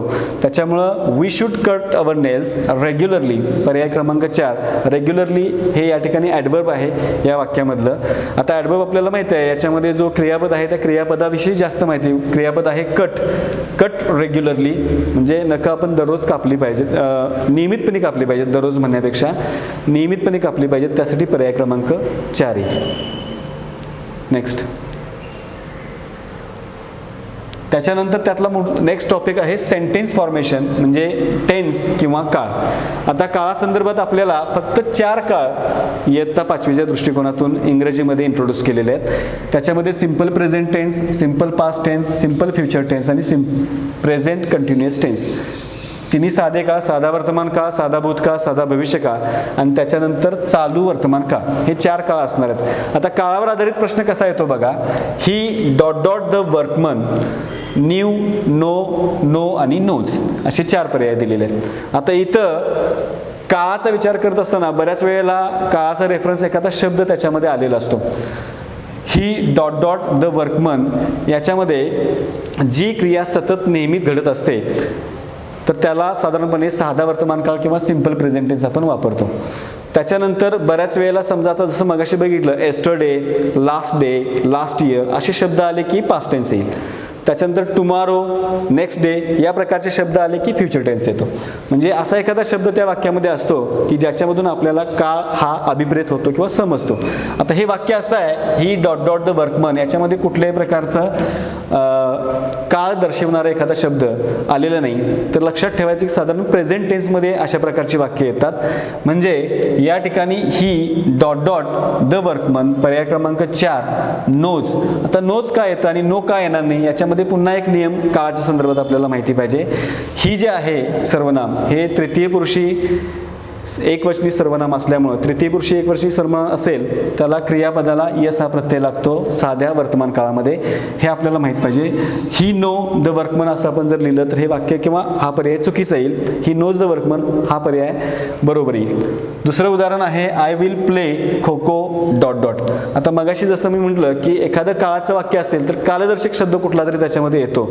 उदाहरणार्थ आय विल, विल हे सहाय्यकारी क्रियापद हे भविष्यकाळामध्ये आपण वापरतो आणि विल असेल तर तो भविष्यकाळ असतो. आता भविष्यकाळ दर्शवणारा शब्द यातला कुठला आहे आपण बघायचा.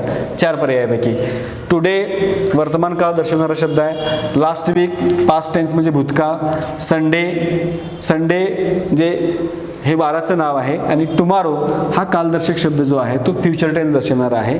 त्याच्यामुळं I will play kho kho tomorrow पर्याय क्रमांक 4 हे त्याचं उत्तर येईल. नेक्स्ट, त्यातला शेवटचा घटक म्हणजे जे 3 प्रश्न त्याच्यावरती त्या टॉपिकवरती विचारले जातील त्यातला शेवटचा घटक आहे सिंग्युलर आणि प्लुरल. म्हणजे मराठीमध्ये आपण त्याला एकवचन आणि अनेकवचन म्हणतो. आता सिंग्युलर प्लुरल करत असताना त्याचे काही नियम आहेत की स्पेलिंगमध्ये जे बदल होतात एखाद्या शब्दाचं एकवचन अनेकवचन करताना इंग्रजीमध्ये, ते नियम थोडेसे आपण जर लक्षात ठेवले तर कुठल्याही शब्दाचं अनेकवचन आपण सहजपणे लक्षात ठेवू शकतो. उदाहरणार्थ इथं पहिला जो नियम दिलेला आहे बाय ॲडिंग एस, हे आपल्याला सगळ्यांना माहीत आहे. गर्ल्सचं अनेकवचन गर्ल्स होतं, त्याला यस लावल्यानंतर त्याचं अनेकवचन होतं, बुक बुक्स होतं. दुसरं आहे एंडिंग ओ, म्हणजे ज्या शब्दाच्या शेवटी ओ असतं त्याला ई एस लावायचं. त्याच्यानंतर तिसरा नियम आहे की वाय असेल तर त्याचं आय ई एस, म्हणजे वाय ओमिट होतं, निघून जातं, त्याच्याऐवजी आय होतं आणि परत ई एस लावायचं. त्याच्यानंतर चौथा नियम आहे की एफ ई असेल तर त्याचं व्ही एस होतं, म्हणजे वाईफ असेल तर वाईव्स होईल, वुल्फ असेल तर वुल्स होईल. आता हे नियम मी का सांगतोय की बऱ्याच वेळेला हे नियम जर सगळे लक्षात नाही ठेवले आणि जेव्हा प्रत्यक्षात प्रश्न येतो परीक्षेमध्ये त्यावेळेला तिथं कुठला नियम आपल्याला लागू पडतो हे माहीत नसेल तर उत्तर चुकण्याची शक्यता असते.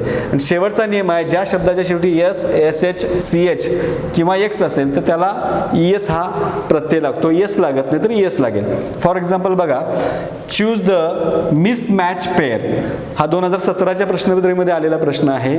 मिसमॅच पेअर याचा अर्थ याच्यामध्ये चुकीची जोडी कोणती आहे जी मॅच होत नाही अशी.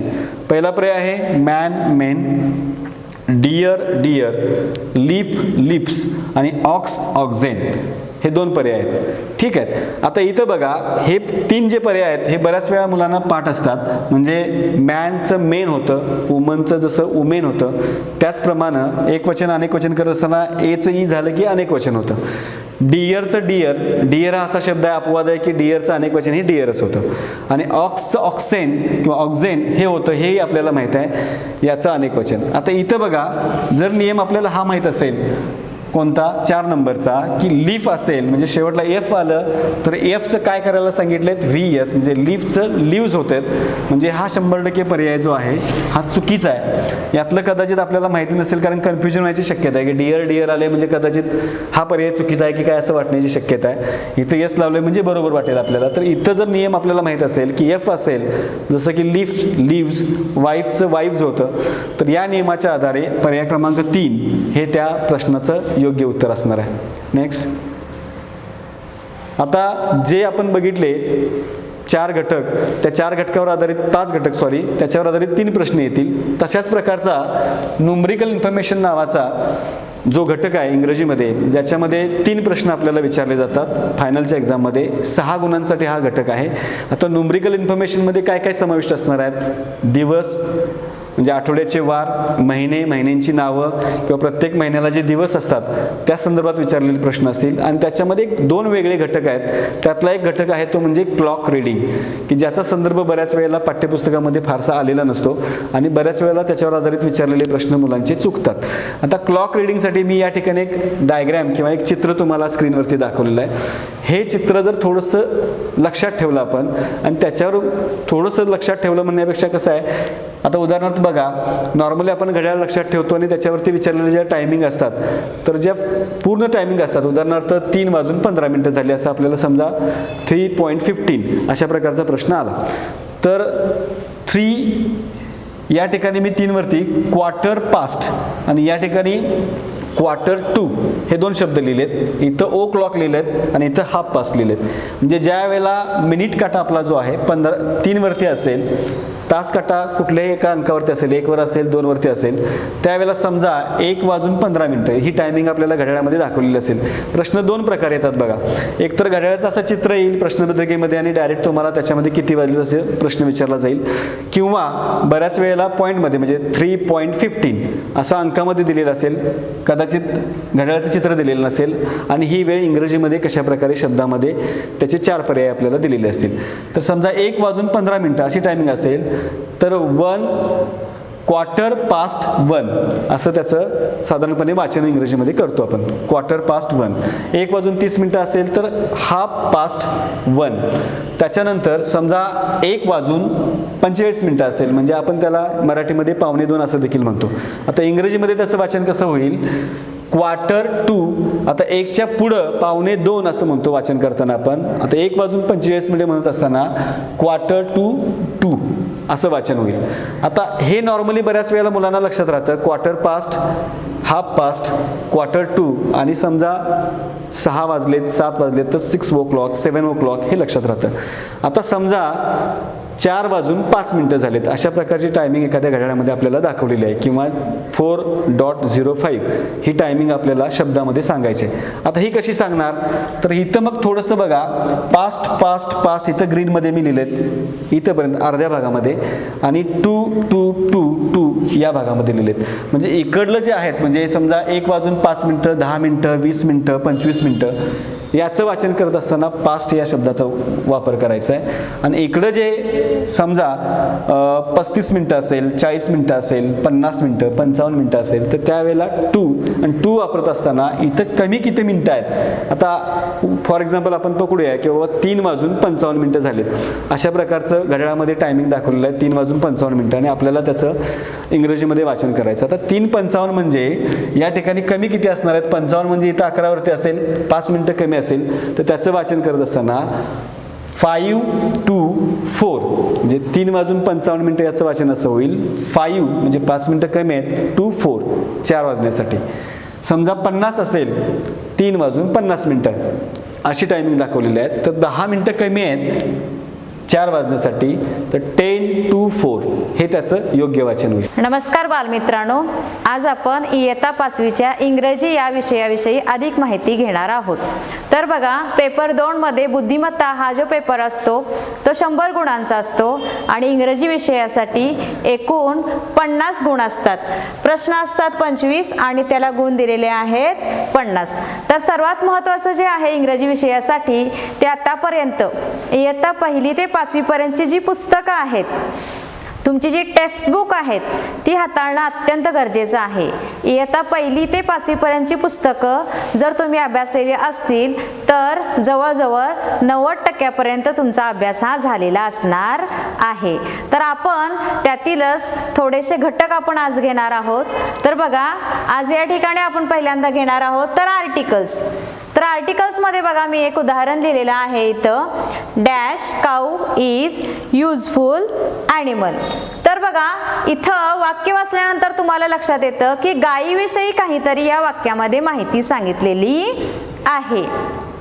त्याच्यानंतर याच्यामध्ये ऑप्शन दिलेले आहेत बघा, ए, ॲन, द, ए, आणखी ए आणि ए. तर आपण सर्वसाधारणपणे आपण असा समज असतो की एखाद्या शब्दाची सुरुवात ए, ई, आय, ओ आणखी यू या अक्षराने जर सुरुवात होत असेल तर आपण नेहमी काय वापरतो, एन ॲन हे आर्टिकल वापरतो. म्हणजेच AEIOU हे ओवल्स आहेत, याला स्वर म्हणतो आपण. आणि स्वरानं जर सुरुवात केली तर आपण नेहमी काय वापरतो, ANN. तर असं नसतं बाळांनो.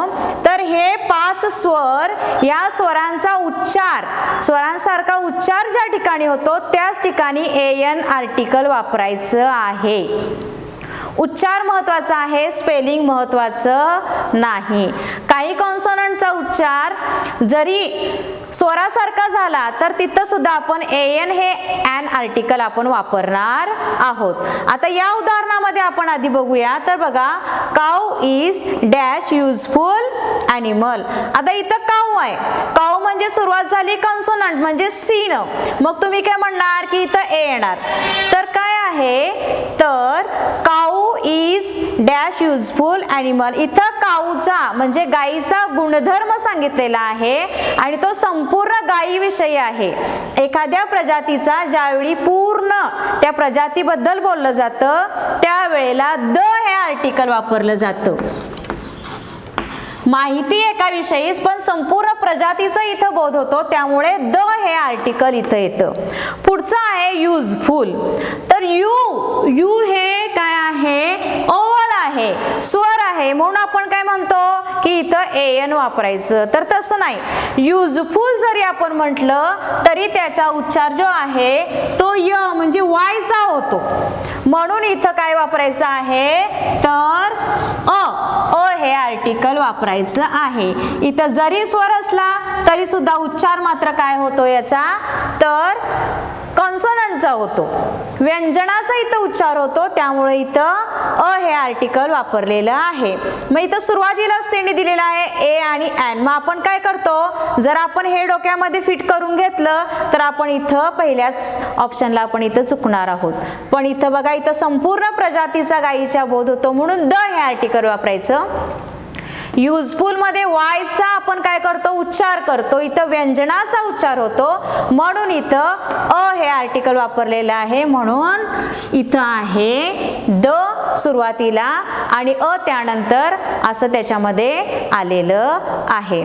आता इथं बघा, आणखी एक शब्द आता मी सांगते, युनिव्हर्सिटी.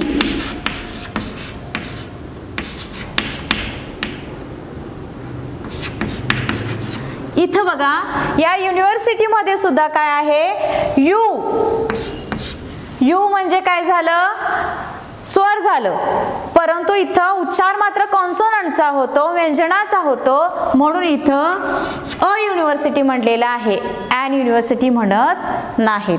त्याच्यानंतर पुढचाच प्रश्न आहे, याला अनुसरूनच इथं घेतलेला आहे बघा, lion walks on paradise paws. जर हे बघितलं तर इयत्ता 5वीला ही कविता सुद्धा आपल्याला आहे. कविता पाठ असेल तरी सुद्धा सहज आपण लिहू शकतो, परंतु बाळांनो नियमानं कसं लिहायचं बघा. तर इथं lion walks on padded paws. तर इथं लायन म्हणजे सिंह, तर सिंहाविषयी इथं काहीतरी बाळांनो माहिती सांगितलेली आहे. तर लायन कसा चालतो, तर आपल्या पंजावर चालतो. मग एकच लायन चालतो का, एकच सिंह चालतो का, तर नाही, संपूर्ण सिंहाची प्रजातीच तशी चालते, म्हणून हे पूर्ण प्रजातीबद्दलच सांगितलेलं आहे, म्हणून इथं सुद्धा द हे आर्टिकल वापरायचं आहे, ऑप्शन नंबर 3. पण समजा फक्त लायन असेल, इथं वाक्य नाही आहे, फक्त लायन जर असेल तर इथं येतं आर्टिकल अ लायन. इथं या वाक्यामध्ये पूर्ण प्रजातीचा उल्लेख झाला म्हणून आपण द वापरलं. पण समजा इथं जर काय असेल, फक्त लायन असेल तर अ लायन आपण वापरणार आहोत. पुढचं बघा, तिसरंच वाक्य याला अनुसरून, dash largest of all animals is the blue whale. तर इथं आता थोडक्यात तुमच्या लक्षात आलेलं असेल की इथं काय आहे, व्हेल या माशासंबंधी माहिती सांगितलेली आहे. आणखी तुम्हाला हे वाक्य वाचल्यानंतर लक्षात आलं असेल की सर्वात मोठा प्राणी जर कोणता असेल तर तो ब्लू व्हेल आहे. इथं लार्जेस्ट वापरले, लार्जेस्ट हे सुपरलेटिव्ह आहे. सुपरलेटिव्ह म्हणजे याच्यापेक्षा मोठं कोणी नाही आहे, म्हणजे ज्यावेळी सर्वात मोठा असा तिथं ज्या वेळेला काय होतो, बोध होतो, त्यावेळी द हे आर्टिकल वापरलं जातं. सुपरलेटिव्ह डिग्रीज तुम्हाला नाही आहेत, पण सुपरलेटिव्ह शब्द जे आहेत ते तुम्हाला माहिती असणे गरजेचं आहे. म्हणून या ठिकाणी द हे आर्टिकल वापरलं जातं. आर्टिकल संबंधी अजून एक महत्त्वाचा नियम आहे, तर जे आपले ऑर्डिनल नंबर्स आहेत म्हणजे फर्स्ट, सेकंड, थर्ड, फोर्थ, तर हे जे ऑर्डिनल नंबर्स आहेत त्या ऑर्डिनल नंबरच्या समोर द हेच आर्टिकल येतं. यानंतर बघा डिक्शनरी स्किल हा घटक आपण जरा पाहणार आहोत. तर बाळांनो, आपल्या हातात आता सध्या मोबाईल आलेला आहे, त्यामुळं हा जो घटक आहे तो शिकवायला लागलेला आहे. याच्या आधी कसं होतं की डिक्शनरीमध्ये स्पेलिंग आपण कायम बघत होतो, त्याचा अर्थ कोणता येतोय काय येतोय, त्यामुळं हा घटक शिकवायची गरज नसायची. पण मोबाईलवर आपण काय करतो, एखाद्या शब्दाचं स्पेलिंग लगेच टाईप करतो आणि त्याचा अर्थ आपण बघतो. त्यामुळं काय झालेलं आहे, डिक्शनरी कशी वापरायची हे आपल्याला शिकवायला लागत आहे. तरी सुद्धा बघा बाळांनो, आता कसं हे वापरायचं हे मी थोडक्यात तुम्हाला सांगणार आहे. याच्यावरती सुद्धा प्रश्न येतात. शब्दकोश, शब्दकोशाचा वापर. डिक्शनरी स्किल म्हणजे काय, शब्दकोशाचा वापर.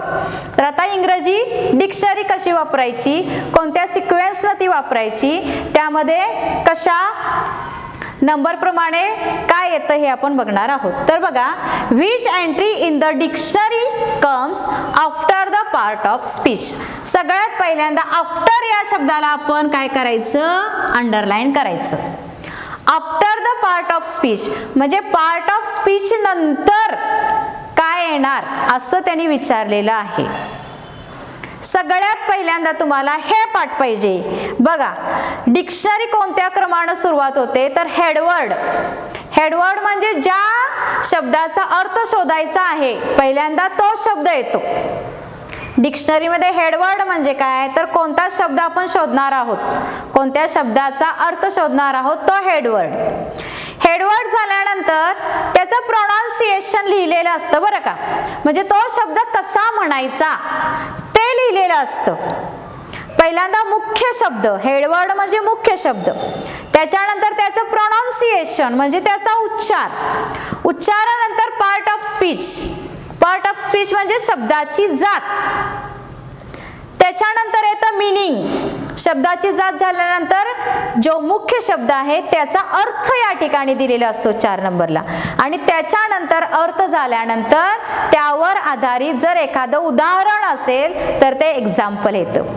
बघा त्याचा क्रम, headword, pronunciation, part of speech, meaning आणि लास्टला एक्झाम्पल. मग त्यांचा प्रश्न काय आहे बघा, which entry in the dictionary comes after the part of speech. Part of speech 3 नंबरला, पार्ट ऑफ स्पीच नंतर काय येतं, तर मीनिंग येतं. म्हणून इथं काय येणार, 4 नंबरचा ऑप्शन मीनिंग येणार. पण प्रश्न असाही असू शकतोय की which entry in the direction comes before the part of speech. इथं जर बिफोर हा शब्द आला तर पार्ट ऑफ स्पीचच्या आधी काय येतं, तर प्रोनाउन्सिएशन. तर तुम्ही हे महत्वाचं आहे की काय आफ्टर आलाय, बिफोर आलाय, किंवा एखाद्या वेळेला काय विचारू शकतात, क्रमवार सुद्धा विचारू शकतात आणि त्याचा क्रम याप्रमाणे असतो. हे पाठांतराचा भाग आहे, हा पाठच केला पाहिजे. तर बघा, ॲडवर्ब हा घटक आपण थोडक्यात बघूया आता. तर प्रश्न बघा, choose proper word for given sentence. या ठिकाणी एक सेंटेन्स दिलेला आहे आणि जिथं ब्लँक आहे तिथं आपल्याला काय करायचं आहे, प्रॉपर वर्ड फिल करायचं आहे, भरायचं आहे.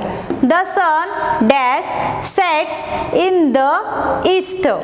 तर आता इथं बघा, द सन म्हणजे सूर्याविषयी तर काहीतरी माहिती दिलेली आहे. द सन दिसतंय, सेट्स दिसतंय, इन द ईस्ट दिसतंय. आता सेट्स म्हणजे मावळणे. तर सूर्य कधी पूर्व दिशेला मावळतो का, तर नाही बाळांनो. सूर्य काय होतो, तर पूर्व दिशेला उगवतो, आणखी पश्चिम दिशेला मावळतो. मग इथं एकतर काय पाहिजे होतं, सेट्स इन द वेस्ट. पण प्रश्न तर दिलेला आहे त्यामुळे आपण पर्याय बघूया, इथं गोंधळत बसायचं नाही. पुढे पर्याय वाचायचे, never, every, always and sometimes.